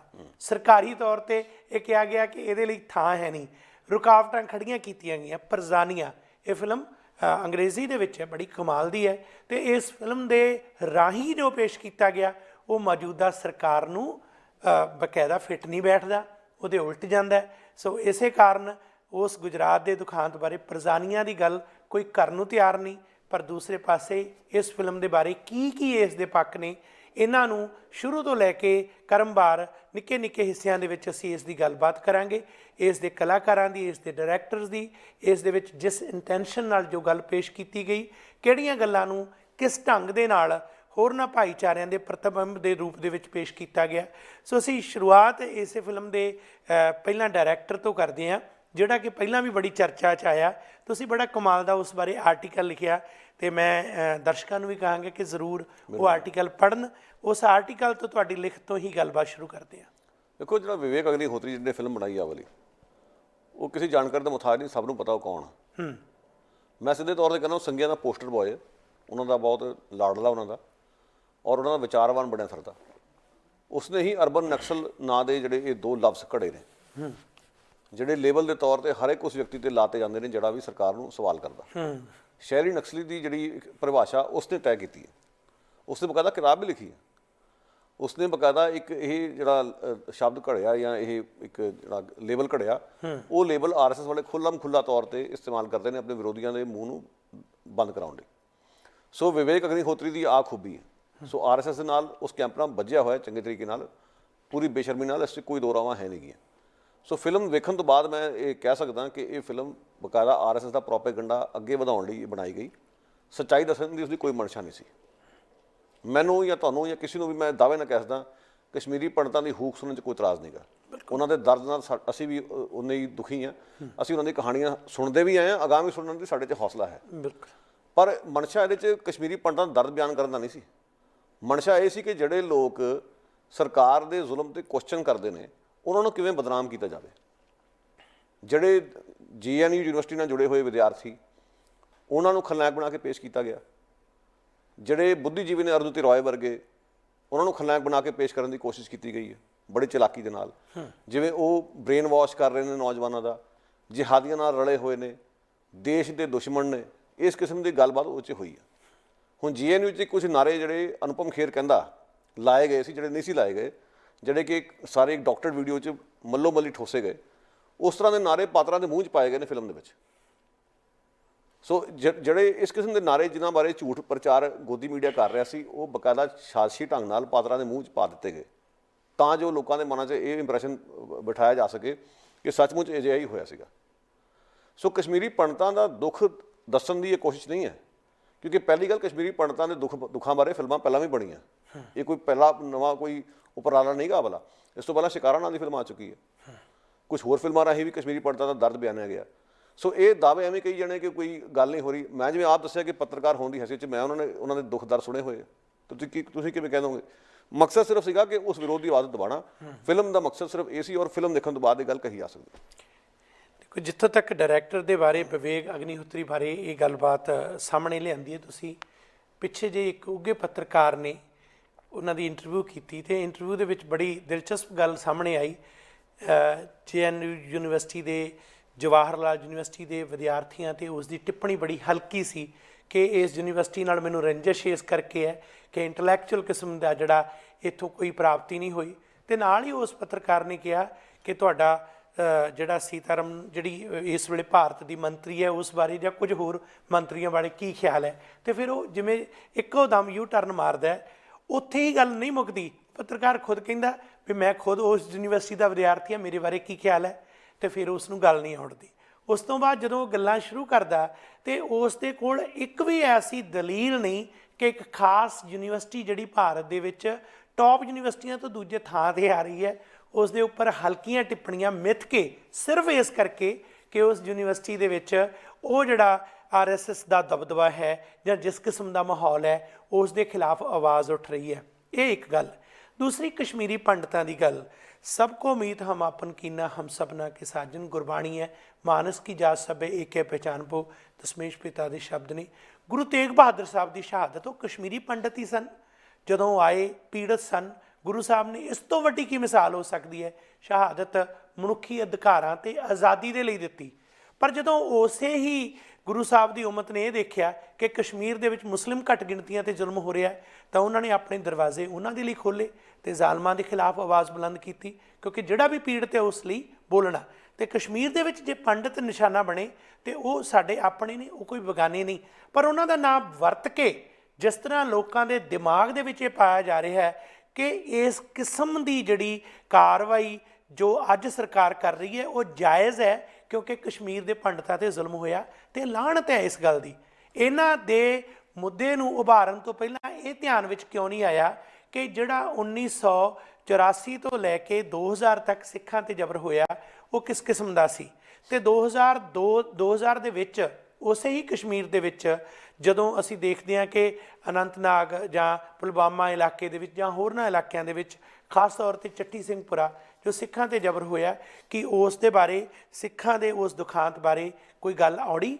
ਮੈਂ ਇੱਕ ਸਵਾਲ ਇਸ ਫਿਲਮ ਦੇ ਵਿਸਤਾਰ ਦੇ ਵਿੱਚੋਂ ਜਾਣ ਤੋਂ ਪਹਿਲਾਂ ਇਹ ਜ਼ਰੂਰ ਪੁੱਛਣਾ ਚਾਹਾਂਗਾ ਕਿ ਕੁੱਲ ਸਟੋਰੀ ਦੇ ਵਿੱਚ ਕਿਧਰੇ ਜਿਹੜਾ ਇਹ ਚੱਟੀ ਸਿੰਘਪੁਰਾ ਦੇ ਵਿੱਚ ਜੋ ਭਾਰਤੀ ਏਜੰਸੀਆਂ ਦੇ ਇਸ਼ਾਰੇ 'ਤੇ ਬਿਲ ਕਲਿੰਟਨ ਦੇ ਕਹਿਣ, ਅਲਬਰਾਈਟ ਦੇ ਮੈਂਸ਼ਨ ਕਰਨ ਅਨੁਸਾਰ ਉਹਨਾਂ ਦਾ ਕਤਲ ਹੋਇਆ, ਸਮੂਹਿਕ ਕਤਲੇਆਮ ਹੋਇਆ, ਉਸ ਬਾਰੇ ਕੋਈ ਇਸ ਫਿਲਮ ਦੇ ਵਿੱਚ ਸਮੂਹਿਕ ਜਾਣਕਾਰੀ ਹੈ? ਸਵਾਲ ਹੀ ਨਹੀਂ ਪੈਦਾ ਹੁੰਦਾ। ਇਸ ਫਿਲਮ ਦੀ ਕਹਾਣੀ ਸਿਰਫ ਇਹ ਹੈ ਕਿ ਕਸ਼ਮੀਰੀ ਪੰਡਤਾਂ ਦਾ ਜ਼ੁਲਮ ਹੋਇਆ, ਕਸ਼ਮੀਰੀ ਪੰਡਤ ਛੱਡ ਗਏ, ਸਾਰਾ ਮੀਡੀਆ, ਸਾਰੇ ਜਿਹੜੇ ਸਮਾਜਿਕ ਨਿਆਂ ਕਾਰਕੁਨ, ਜਿਹੜੇ ਸੈਕੂਲਰਿਸਟ ਨੇ, ਉਹਨਾਂ ਦੇ ਖਿਲਾਫ ਭੁਗਤੇ ਨੇ, ਜਿਹਾਦੀ ਦੇ ਨਾਲ ਰਲੇ ਰਹੇ। ਇਸ ਕਿਸਮ ਦਾ ਮਤਲਬ ਸਾਰਾ ਕੁਝ ਪੇਸ਼ ਕਰਨ ਦੀ ਕੋਸ਼ਿਸ਼ ਕੀਤੀ ਗਈ। ਕਸ਼ਮੀਰੀ ਲੋਕਾਂ ਦੇ ਜਿਹੜੇ ਸਰਕਾਰ ਵੱਲੋਂ ਜ਼ੁਲਮ ਹੋ ਰਹੇ ਨੇ, ਉਸ ਦੀ ਤਾਂ ਚਰਚਾ ਫਿਲਮ 'ਚ ਕਿਸੇ ਪਾਸੇ ਵੀ ਨਹੀਂ ਹੋਈ। ਕੋਈ ਮਤਲਬ ਸਹਿੰਦੀ ਚਰਚਾ ਵੀ ਨਹੀਂ ਕੀਤੀ ਗਈ, ਕੋਈ ਸੰਤੁਲਨ ਵੀ ਨਹੀਂ ਰੱਖਿਆ ਗਿਆ। ਔਰ ਸਭ ਤੋਂ ਵੱਡੀ ਜਿਹੜੀ ਤਕਲੀਫ ਦੀ ਗੱਲ, ਜਿਹੜੀ ਪਰੇਸ਼ਾਨ ਕਰਨ ਵਾਲੀ, ਕਿ ਕਸ਼ਮੀਰ ਦੇ ਮੁਆਸ਼ਰੇ ਵਿੱਚ ਇੱਕ ਵੀ ਇਹੋ ਜਿਹਾ ਮੁਸਲਿਮ ਚਿਹਰਾ ਫਿਲਮ 'ਚ ਨਹੀਂ ਦਰਸਾਇਆ ਗਿਆ ਜਿਹੜਾ ਕਿ ਮਿਲੀਟੈਂਟਾਂ ਨੂੰ ਕੁਐਸਚਨ ਕਰਦਾ ਹੋਵੇ ਜਾਂ ਕਸ਼ਮੀਰੀ ਪੰਡਤਾਂ ਲਈ ਸੱਚਮੁੱਚ ਖੜਾ ਹੋਵੇ। ਜੇ ਵਿਖਾਏ ਗਏ ਤੇ ਉਹ ਵੀ ਮਤਲਬ ਇਸ ਕਿਸਮ ਦੇ ਲੋਕ ਵਿਖਾਏ ਗਏ ਕਿ ਜਿਨ੍ਹਾਂ 'ਤੇ ਵਿਸ਼ਵਾਸ ਨਹੀਂ ਕੀਤਾ ਜਾ ਸਕਦਾ। ਮਿਸਾਲ ਤੌਰ 'ਤੇ ਜਿਹੜੇ ਕਸ਼ਮੀਰੀ ਪੰਡਤ ਦੇ ਕਤਲ ਦੀ ਕਹਾਣੀ ਜਿੱਥੋਂ ਸ਼ੁਰੂ ਹੁੰਦੀ ਆ, ਉਸ ਦਾ ਗੁਆਂਢੀ ਵੀ ਮਿਲੀਟੈਂਟਾਂ ਨਾਲ ਰਲਿਆ ਹੋਇਆ। ਫਿਰ ਜਿਹੜੀ ਕਸ਼ਮੀਰੀ ਪੰਡਤ ਔਰਤ ਜਿਹੜੀ ਵਿਧਵਾ ਹੋ ਗਈ, ਉਸ ਉੱਪਰ ਇੱਕ ਮੌਲਵੀ ਡੋਰੇ ਪਾਉਣ ਦੀ ਕੋਸ਼ਿਸ਼ ਕਰਦਾ ਕਿ ਤੂੰ ਮੇਰੇ ਨਾਲ ਨਿਕਾਹ ਕਰ ਲੈ, ਤੇਰਾ ਧਰਮ ਪਰਿਵਰਤਨ ਕਰ ਦਿੰਦੇ ਆ। ਸੋ ਕਹਿਣ ਦਾ ਮਤਲਬ ਕੋਈ ਇਸ ਕਿਸਮ ਦਾ ਸੰਤੁਲਨ ਰੱਖਣ ਦੀ ਕੋਸ਼ਿਸ਼ ਨਹੀਂ ਕੀਤੀ ਗਈ ਕਿ ਜਿਹੜਾ ਮੋਡਰੇਟ ਮੁਸਲਿਮ ਵੌਇਸ ਹੈ ਕਸ਼ਮੀਰ 'ਚ, ਕਿ ਉਹ ਆਪਣੀ ਕਹਾਣੀ ਦੱਸੇ। ਹੁਣ ਦੇਖੋ, ਹੈਦਰ ਫਿਲਮ ਬਣੀ, ਮਾਚਿਸ ਫਿਲਮ ਬਣੀ, ਤੁਸੀਂ ਆਪ ਜਾ ਕੇ ਵੇਖ ਲਓ ਫਿਲਮਾਂ ਦੁਬਾਰਾ, ਹਵਾएं ਵੇਖ ਲਓ, ਕਿਹੜੀ ਫਿਲਮਾਂ ਜਿਸ ਵਿੱਚ ਜਿਸ ਕਿਸਮ ਦਾ ਬੈਲੈਂਸ ਨਹੀਂ ਰੱਖਿਆ ਗਿਆ। ਦੋਨੇ ਧਾਰਾਵਾਂ ਵਿਖਾਉਣ ਦੀ ਕੋਸ਼ਿਸ਼ ਕੀਤੀ ਗਈ ਕਿ ਕਿਸੇ ਇੱਕ ਭਾਈਚਾਰੇ ਬਾਰੇ ਇੱਕੋ ਜਿਹੀ ਤਸਵੀਰ ਨਾ ਬਣ ਜਾਵੇ, ਇੱਕੋ ਜਿਹੀ ਤਸਵੀਰ ਚਿਤਰੀ ਨਾ ਜਾ ਸਕੇ। ਇਸ ਗੱਲ ਨੂੰ ਯਕੀਨੀ ਬਣਾਉਣ ਲਈ ਬਹੁਤ ਸਿਆਣਪ ਦੇ ਨਾਲ ਫਿਲਮਾਂ ਬਣਾਈਆਂ ਗਈਆਂ ਨੇ।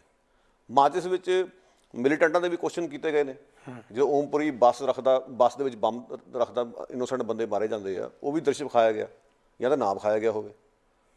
ਹੈਦਰ ਦੇ ਵਿੱਚ ਵੀ ਇੱਕ ਨਰਮ ਖਿਆਲੀ ਮੁਸਲਮਾਨ ਜਿਹੜਾ ਆਗੂ ਕਸ਼ਮੀਰ ਦਾ, ਉਹ ਸਵਾਲ ਕਰ ਰਿਹਾ ਮਿਲੀਟੈਂਟਾਂ ਨੂੰ ਕਿ ਇਹ ਕਿਹੜਾ ਤਰੀਕਾ ਹੋਇਆ ਆਪਣੀ ਆਜ਼ਾਦੀ ਲੈਣ ਦਾ। ਹਵਾएं ਫਿਲਮ 'ਚ ਵੇਖ ਲਓ ਤੁਸੀਂ, ਮਿਲੀਟੈਂਟਾਂ ਦਾ ਦੂਜਾ ਪੱਖ ਵੀ ਵਿਖਾਇਆ ਗਿਆ। ਪੰਜਾਬ 1984 ਦਲਜੀਤ ਦੋਸਾਂਝ ਆਈ, ਉਸ ਵੀ ਦੋਨੇ ਪੱਖ ਵਿਖਾਏ ਗਏ। ਇਸ ਫਿਲਮ 'ਚ ਤਾਂ ਕੋਈ ਇਹੋ ਜਿਹਾ ਲਿਹਾਜ਼ ਵੀ ਨਹੀਂ ਰੱਖਿਆ ਗਿਆ। ਪੂਰੀ ਬੇਸ਼ਰਮੀ ਨਾਲ ਇਹ ਦੱਸਣ ਦੀ ਕੋਸ਼ਿਸ਼ ਕੀਤੀ ਕਿ ਕਸ਼ਮੀਰ ਦੇ ਵਿੱਚ ਪੰਡਤ ਜਿਹੜੇ ਨੇ ਘੱਟ ਗਿਣਤੀ 'ਚ ਨੇ ਔਰ ਸਾਰਾ ਮੁਆਸ਼ਰਾ ਉਹਨਾਂ ਦੇ ਖਿਲਾਫ ਹੈ, ਚਾਹੇ ਕੋਈ ਮੌਲਵੀ ਹੋਵੇ, ਗਵਾਂਢੀ ਹੋਵੇ, ਕੋਈ ਹੋਵੇ। ਇੱਕ ਵੀ ਆਵਾਜ਼ ਉਹਨਾਂ ਦੇ ਹੱਕ 'ਚ ਹੈ ਨਹੀਂ, ਜਿਹੜੀ ਕਿ ਸ਼ਰੇਆਮ ਝੂਠ ਹੈ। ਹੁਣ ਆਮਿਰ ਖਾਨ ਜਿਹਨੂੰ ਗਾਣਾ ਕੱਢਦੇ ਆ, ਆਮਿਰ ਖਾਨ ਦਾ ਇੱਕ ਸ਼ੋਅ ਜਿਹੜਾ ਚੱਲਦਾ ਸੀ ਸੱਤੇਮੇਵ ਜਯਤੇ, ਉਸ ਵਿੱਚ ਉਹ ਇੱਕ ਕਸ਼ਮੀਰੀ ਪੰਡਤ ਔਰਤ ਨੂੰ ਲੈ ਕੇ ਆਇਆ ਜਿਸ ਨੂੰ ਉਸ ਪਿੰਡ ਦੇ ਲੋਕਾਂ ਨੇ ਰਲ ਕੇ ਸਰਪੰਚ ਬਣਾਇਆ ਪਿੰਡ ਦਾ। ਆਸ਼ਾ ਨਾਂ ਦੀ ਉਹ ਕਸ਼ਮੀਰੀ ਪੰਡਤ ਔਰਤ ਆ ਕੇ ਆਮਿਰ ਖਾਨ ਦੇ ਪ੍ਰੋਗਰਾਮ ਵਿੱਚ ਆਪਣਾ ਇੰਟਰਵਿਊ ਦਿੰਦੀ, ਨਾਲ ਕਸ਼ਮੀਰੀ ਮੁਸਲਮਾਨ ਵੀ ਆਉਂਦੇ ਨੇ ਔਰ ਉਹ ਕਹਿੰਦੇ ਨੇ ਸਾਨੂੰ ਇਸ ਔਰਤ ਤੇ ਮਾਣ ਹੈ, ਸਾਡੇ ਪਿੰਡ ਦੀ ਸਰਪੰਚ ਨਹੀਂ ਹੈ, ਅਸੀਂ ਚੁਣਿਆ। ਇਹ ਵੀ ਕਹਾਣੀਆਂ ਨੇ ਉੱਥੇ। ਕਿੱਥੋਂ ਤੁਸੀਂ ਮਤਲਬ ਐਡਾ ਵੱਡਾ ਸੁਹਾਗਾ ਫੇਰਦਾ ਸਾਰੀ ਗੱਲ ਦੇ ਉੱਤੇ। ਫਿਰ ਤੁਸੀਂ ਇਹ ਦੇਖੋ 370 ਧਾਰਾ ਤੋਂ ਤੋੜੀ ਆ, ਉਹ ਸਾਰੀ ਫਿਲਮ 'ਚ ਪ੍ਰਚਾਰ ਹੈ ਕਿ ਉਹਨੂੰ ਤੋੜੋ, ਕਸ਼ਮੀਰੀ ਪੰਡਤਾਂ ਨੂੰ ਮੁੜ ਵਸਾਓ। ਸੋ ਮੈਂ ਹੁਣ ਟਾਈਮਿੰਗ 'ਤੇ ਵੀ ਕੁਐਸਚਨ ਕਰਨੀ ਚਾਹਾਂਗਾ, ਜਦੋਂ ਧਾਰਾ 370 ਟੁੱਟ ਚੁੱਕੀ ਹੈ ਉੱਥੇ, ਤੇ ਹੁਣ ਇਸ ਫਿਲਮ ਦਿਖਾਉਣ ਦਾ ਕੀ ਮਤਲਬ ਹੈ? ਸੋ ਅਗਨੀਹੋਤਰੀ ਨੇ ਇੱਕ ਤਰੀਕੇ ਨਾਲ ਸਾਜ਼ਿਸ਼ੀ ਢੰਗ ਨਾਲ ਇਸ ਫਿਲਮ ਨੂੰ ਅੱਗੇ ਲਿਆਂਦਾ ਔਰ ਸਟੇਟ ਜਿਸ ਤਰੀਕੇ ਨਾਲ ਉਸ ਨੂੰ ਪ੍ਰਮੋਟ ਕਰ ਰਹੀ ਹੈ। ਮਕਸਦ ਇਹ ਹੈ ਕਿ ਵਿਦੇਸ਼ਾਂ ਦੇ ਵਿੱਚ ਕਸ਼ਮੀਰ ਦੇ ਹੱਕ 'ਚ ਆਵਾਜ਼ ਉੱਠ ਰਹੀ, ਉਸ ਨੂੰ ਖੁੰਡਾ ਕੀਤਾ ਜਾਵੇ। ਭਾਰਤ 'ਚ ਆਵਾਜ਼ ਉੱਠ ਰਹੀ, ਉਸ ਨੂੰ ਖੁੰਡਾ ਕੀਤਾ ਜਾਵੇ। ਨਾਲ ਦੀ ਨਾਲ ਜਿਹੜੇ ਲੈਫਟਿਸਟ ਸੈਕੂਲਰਿਸਟ ਕੁਐਸਚਨ ਕਰਦੇ, ਉਹਨਾਂ ਦੇ ਮੂੰਹ ਬੰਦ ਕਰਾਏ ਜਾਣ ਤੇ ਮੁਸਲਮਾਨਾਂ ਦੇ ਖਿਲਾਫ ਖੁੱਲ੍ਹ ਤੌਰ 'ਤੇ ਪ੍ਰਚਾਰ ਕਰੋ ਕਿ ਇਹਨਾਂ 'ਤੇ ਅਸੀਂ ਇਤਬਾਰ ਨਹੀਂ ਕਰ ਸਕਦੇ, ਇਹ ਧਰਮ ਪਰਿਵਰਤਨ ਵੀ ਕਰਦੇ ਨੇ, ਇਹ ਕਸ਼ਮੀਰ 'ਚ ਸਾਨੂੰ ਰਹਿਣ ਨਹੀਂ ਦੇਣਾ ਚਾਹੁੰਦੇ। ਸੋ ਸਾਰੀ ਦੀ ਸਾਰੀ ਜਿਹੜੀ ਸਕੀਮ ਇਹੀ ਹੈ ਕਸ਼ਮੀਰੀਆਂ ਦੀ ਤੇ ਮੁਸਲਮਾਨਾਂ ਦੀ ਘੇਰਾਬੰਦੀ ਕਿਵੇਂ ਕਰਨੀ। ਔਰ ਇੱਕ ਹੋਰ ਜਿਹੜਾ ਝੂਠ ਪ੍ਰਚਾਰਿਆ ਗਿਆ ਫਿਲਮ ਦੇ ਵਿੱਚ, ਤੁਸੀਂ ਇਹ ਵੇਖੋ ਕਸ਼ਮੀਰ ਦੇ ਵਿੱਚ ਜਿੰਨੇ ਲੋਕ ਮੁਸਲਮਾਨ ਬਣੇ ਨੇ ਉਹ ਸੂਫੀਆਂ ਦੇ ਪ੍ਰਭਾਵ ਥੱਲੇ ਬਣੇ ਨੇ। ਬਹੁਤੇ ਲੋਕ ਮੁਹੱਬਤ ਨਾਲ ਮੁਸਲਮਾਨ ਬਣੇ, ਤਲਵਾਰ ਦੇ ਜ਼ੋਰ ਤੇ ਉਹਨੇ ਨਹੀਂ ਬਣੇ ਜਿੰਨਾ ਕਿ ਇਹ ਪ੍ਰਚਾਰਦੇ। ਸਾਰੀ ਕਹਾਣੀ ਦੇ ਵਿੱਚ ਇਸ ਤਰ੍ਹਾਂ ਪ੍ਰਭਾਵ ਦੇਣ ਦੀ ਕੋਸ਼ਿਸ਼ ਕੀਤੀ ਗਈ ਕਿ ਕਸ਼ਮੀਰੀ ਪੰਡਤਾਂ ਨੂੰ ਸਾਜ਼ਿਸ਼ੀ ਢੰਗ ਨਾਲ ਇਸਲਾਮਿਸਟ ਜਿਹੜੇ ਬਾਹਰੋਂ ਆਏ, ਧਾੜਵੀ ਕਿਹਾ ਗਿਆ ਫਿਲਮਾਂ 'ਚ, ਉਹਨਾਂ ਧਾੜਵੀਆਂ ਨੇ ਆ ਕੇ ਤਲਵਾਰ ਦੇ ਜ਼ੋਰ ਤੇ ਸਾਨੂੰ ਜਿਹੜਾ ਹੈ ਮੁਸਲਮਾਨ ਬਣਾਇਆ। ਜਦੋਂ ਕਿ ਜਿਹੜਾ ਸੂਫੀਆਂ ਦਾ ਜਿਹੜਾ ਤੌਰ ਤਰੀਕਾ ਸੀਗਾ ਮੁਹੱਬਤ ਵਾਲਾ, ਉਸ ਦੇ ਬਾਰੇ ਗਲਤ ਤਸਵੀਰ ਪੇਸ਼ ਕਰਨ ਦੀ ਕੋਸ਼ਿਸ਼ ਕੀਤੀ ਗਈ ਕਿ ਇਹ ਕਿਹਾ ਗਿਆ ਕਿ ਸੂਫੀਆਂ ਨੇ ਵੀ ਤਲਵਾਰ ਦੇ ਜ਼ੋਰ ਤੇ ਸਾਨੂੰ ਮੁਸਲਮਾਨ ਬਣਾਇਆ। ਇਹ ਗੱਲ ਬੜੀ ਹਾਸੋ ਹੋਣੀ ਜੀ। ਹੁਣ ਤੁਸੀਂ ਦੱਸੋ, ਤੁਸੀਂ ਜੇ ਪੰਜਾਬ 'ਚ ਚੰਗੀ ਤਰ੍ਹਾਂ ਜਾਣਦੇ ਹੋ, ਬਾਬਾ ਫਰੀਦ ਕੌਣ ਸੀਗੇ? ਉਹ ਸੂਫੀ ਨਹੀਂ ਸੀਗੇ? ਕੀ ਉਹਨਾਂ ਨੇ ਤਲਵਾਰ ਚੱਕੀ ਸੀ ਆਪਣੇ ਹੱਥ 'ਚ, ਜਾਂ ਮੁਹੱਬਤ ਨਾਲ ਲੋਕਾਂ ਨੂੰ ਨਾਲ ਜੋੜਿਆ? ਸੋ ਇਸ ਕਿਸਮ ਦਾ ਜਿਹੜਾ ਸੰਘੀ ਪ੍ਰਚਾਰ ਆ, ਉਹ ਫਿਲਮ ਦੇ ਮਾਧਿਅਮ ਨਾਲ ਐਨ ਪ੍ਰਤੱਖ ਰੂਪ 'ਚ ਨਜ਼ਰ ਆ ਰਿਹਾ। ਇਹਨਾਂ ਗੱਲਾਂ ਦੇ ਉੱਤੇ ਧਿਆਨ ਦੇਣ ਦੀ ਲੋੜ ਆ। ਤੁਸੀਂ ਹੁਣੇ ਫਰੀਦੁੱਦੀਨ ਸ਼ੇਖ ਸ਼ੱਕਰਗੰਜ ਬਾਬਾ ਫਰੀਦ ਦੀ ਗੱਲ ਕੀਤੀ ਹੈ। ਇੱਕ ਫਰੀਦਾ ਕੰਨ ਮੁਸਲਾ ਸੂਫ ਗੱਲ, ਦਿਲ ਗਾਤੀ ਗੁੜਵਾਤ, ਬਾਹਰ ਦਿਸੇ ਚਾਨਣਾ, ਦਿਲ ਅੰਧਿਆਰੀ ਰਾਤ। ਪੰਜੇ ਵਕਤ ਦੀ ਨਮਾਜ਼ ਬਾਰੇ ਬਾਬਾ ਫਰੀਦ ਜੀ ਜਦੋਂ ਲਿਖਦੇ ਨੇ, ਜਾਂ ਇਹ ਆਖਦੇ ਨੇ ਕਿ ਕਿਸ ਤਰੀਕੇ ਦੇ ਨਾਲ ਜਿਹੜਾ ਸੱਚਾ ਮੁਸਲਮਾਨ ਹੈ ਉਹ ਕਿਸ ਕਿਸਮ ਦਾ ਹੋਵੇ, ਜਾਂ ਬਾਬਾ ਫਰੀਦ ਜੀ ਦੀ ਜਿਹੜੀ ਪੰਜਾਬੀ ਦੇ ਵਿੱਚ ਜਿੰਨੀ ਰਚਨਾ, ਉਸ ਦੇ ਵਿੱਚ ਇਸਲਾਮ ਦੇ ਬਾਰੇ ਜਿੰਨੇ ਹਵਾਲੇ ਮਿਲਦੇ ਨੇ ਉਹ ਸਾਰੇ ਗੁਰੂ ਗ੍ਰੰਥ ਸਾਹਿਬ ਦੇ ਵਿੱਚ ਨੇ। ਅਤੇ ਸਮੂਹਿਕ ਤੌਰ 'ਤੇ ਉਹਨਾਂ ਸਾਰੇ ਹਵਾਲਿਆਂ ਤੋਂ ਬਾਅਦ ਇਹ ਗੱਲ ਚਿੰਤਕ ਬੁੱਧੀਜੀਵੀ ਲੇਖਕ ਵਿਦਵਾਨ ਇਹ ਆਮ ਕਰਕੇ ਆਖਦੇ ਨੇ ਕਿ ਔਰੰਗਜ਼ੇਬ ਦੀ ਤਲਵਾਰ ਜਿਹੜੀ ਹੈ ਇਸਲਾਮ ਦੇ ਪ੍ਰਚਾਰ ਦੀ ਕਿਸੇ ਵੀ ਲੈਵਲ 'ਤੇ ਉਸ ਪੱਧਰ ਦੀ ਮੁਕਾਬਲਤਨ ਨੀਤੀ ਵਰਤੀ ਨਹੀਂ ਸਕੀ ਜੋ ਸੂਫੀਆਂ ਦੇ ਪਿਆਰ ਨੇ ਇਸਲਾਮ ਦੇ ਪ੍ਰਚਾਰ ਦੇ ਵਾਸਤੇ, ਲੋਕਾਂ ਨੂੰ ਜੋੜਨ ਦੇ ਵਾਸਤੇ ਕੀਤਾ।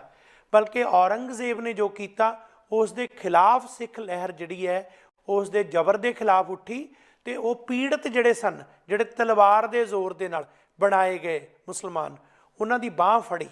ਤੇ ਉਸ ਸਮੇਂ ਉਸ ਇਤਿਹਾਸ ਨੂੰ ਜਦੋਂ ਅਸੀਂ ਪੜ੍ਹਦੇ ਹਾਂ ਤਾਂ ਸਾਡੇ ਸਾਹਮਣੇ ਆਉਂਦਾ ਹੈ ਕਿ ਇੱਕ ਉਹ ਸੂਫੀ ਸੰਤ ਸਨ ਜਿਨ੍ਹਾਂ ਨੇ ਬਾਕਾਇਦਾ ਤੌਰ 'ਤੇ ਮਾਨਸ ਕੀ ਜਾਤ ਸਭੇ ਏਕੇ ਪਹਿਚਾਨ ਬੋ ਦਾ ਸੁਨੇਹਾ, ਉਹੀ ਸੁਨੇਹੇ ਨੂੰ ਆਪਣੇ ਫਿਰਕੇ ਦੇ ਰੂਪ 'ਚ ਪੇਸ਼ ਕੀਤਾ। ਇੱਕ ਜ਼ਬਰ ਸੀ। ਪਰ ਉਹ ਅੱਜ ਦੇ ਔਰੰਗਜ਼ੇਬ ਜਦੋਂ ਅਸੀਂ ਦੇਖਦੇ ਹਾਂ ਕੀ ਕਰ ਰਹੇ ਨੇ, ਅੱਜ ਦੇ ਮੌਜੂਦਾ ਔਰੰਗਜ਼ੇਬ ਜਿਸ ਕਿਸਮ ਦਾ ਭਾਰਤ ਦੇ ਵੱਖ-ਵੱਖ ਕੋਨਿਆਂ ਦੇ ਵਿੱਚ ਜੋ ਪ੍ਰਚਾਰ ਕਰ ਰਹੇ ਨੇ, ਉਹ ਕੀ ਹੈ? ਉਹ ਕੀ ਤੁਸੀਂ ਉਸ ਗੱਲ ਨੂੰ ਰੱਦ ਕਰ ਸਕਦੇ ਹੋ ਕਿ ਅੱਜ ਉਹੀ ਕਹਾਣੀ ਦੁਹਰਾਈ ਨਹੀਂ ਜਾ ਰਹੀ? ਜੇ ਜ਼ਬਰ ਔਰੰਗਜ਼ੇਬ ਨੇ ਕੀਤਾ ਤੇ ਅੱਜ ਤੁਸੀਂ ਉਹ ਬਦਲਾ ਲੈ ਰਹੇ ਹੋ। ਜੇ ਬਾਬਰੀ ਮਸਜਿਦ ਦੀ ਗੱਲ ਕਰਦੇ ਹੋ, ਅੱਜ ਢਾਹ ਕੇ ਉਹ ਬਦਲਾ ਲੈ ਰਹੇ ਹੋ।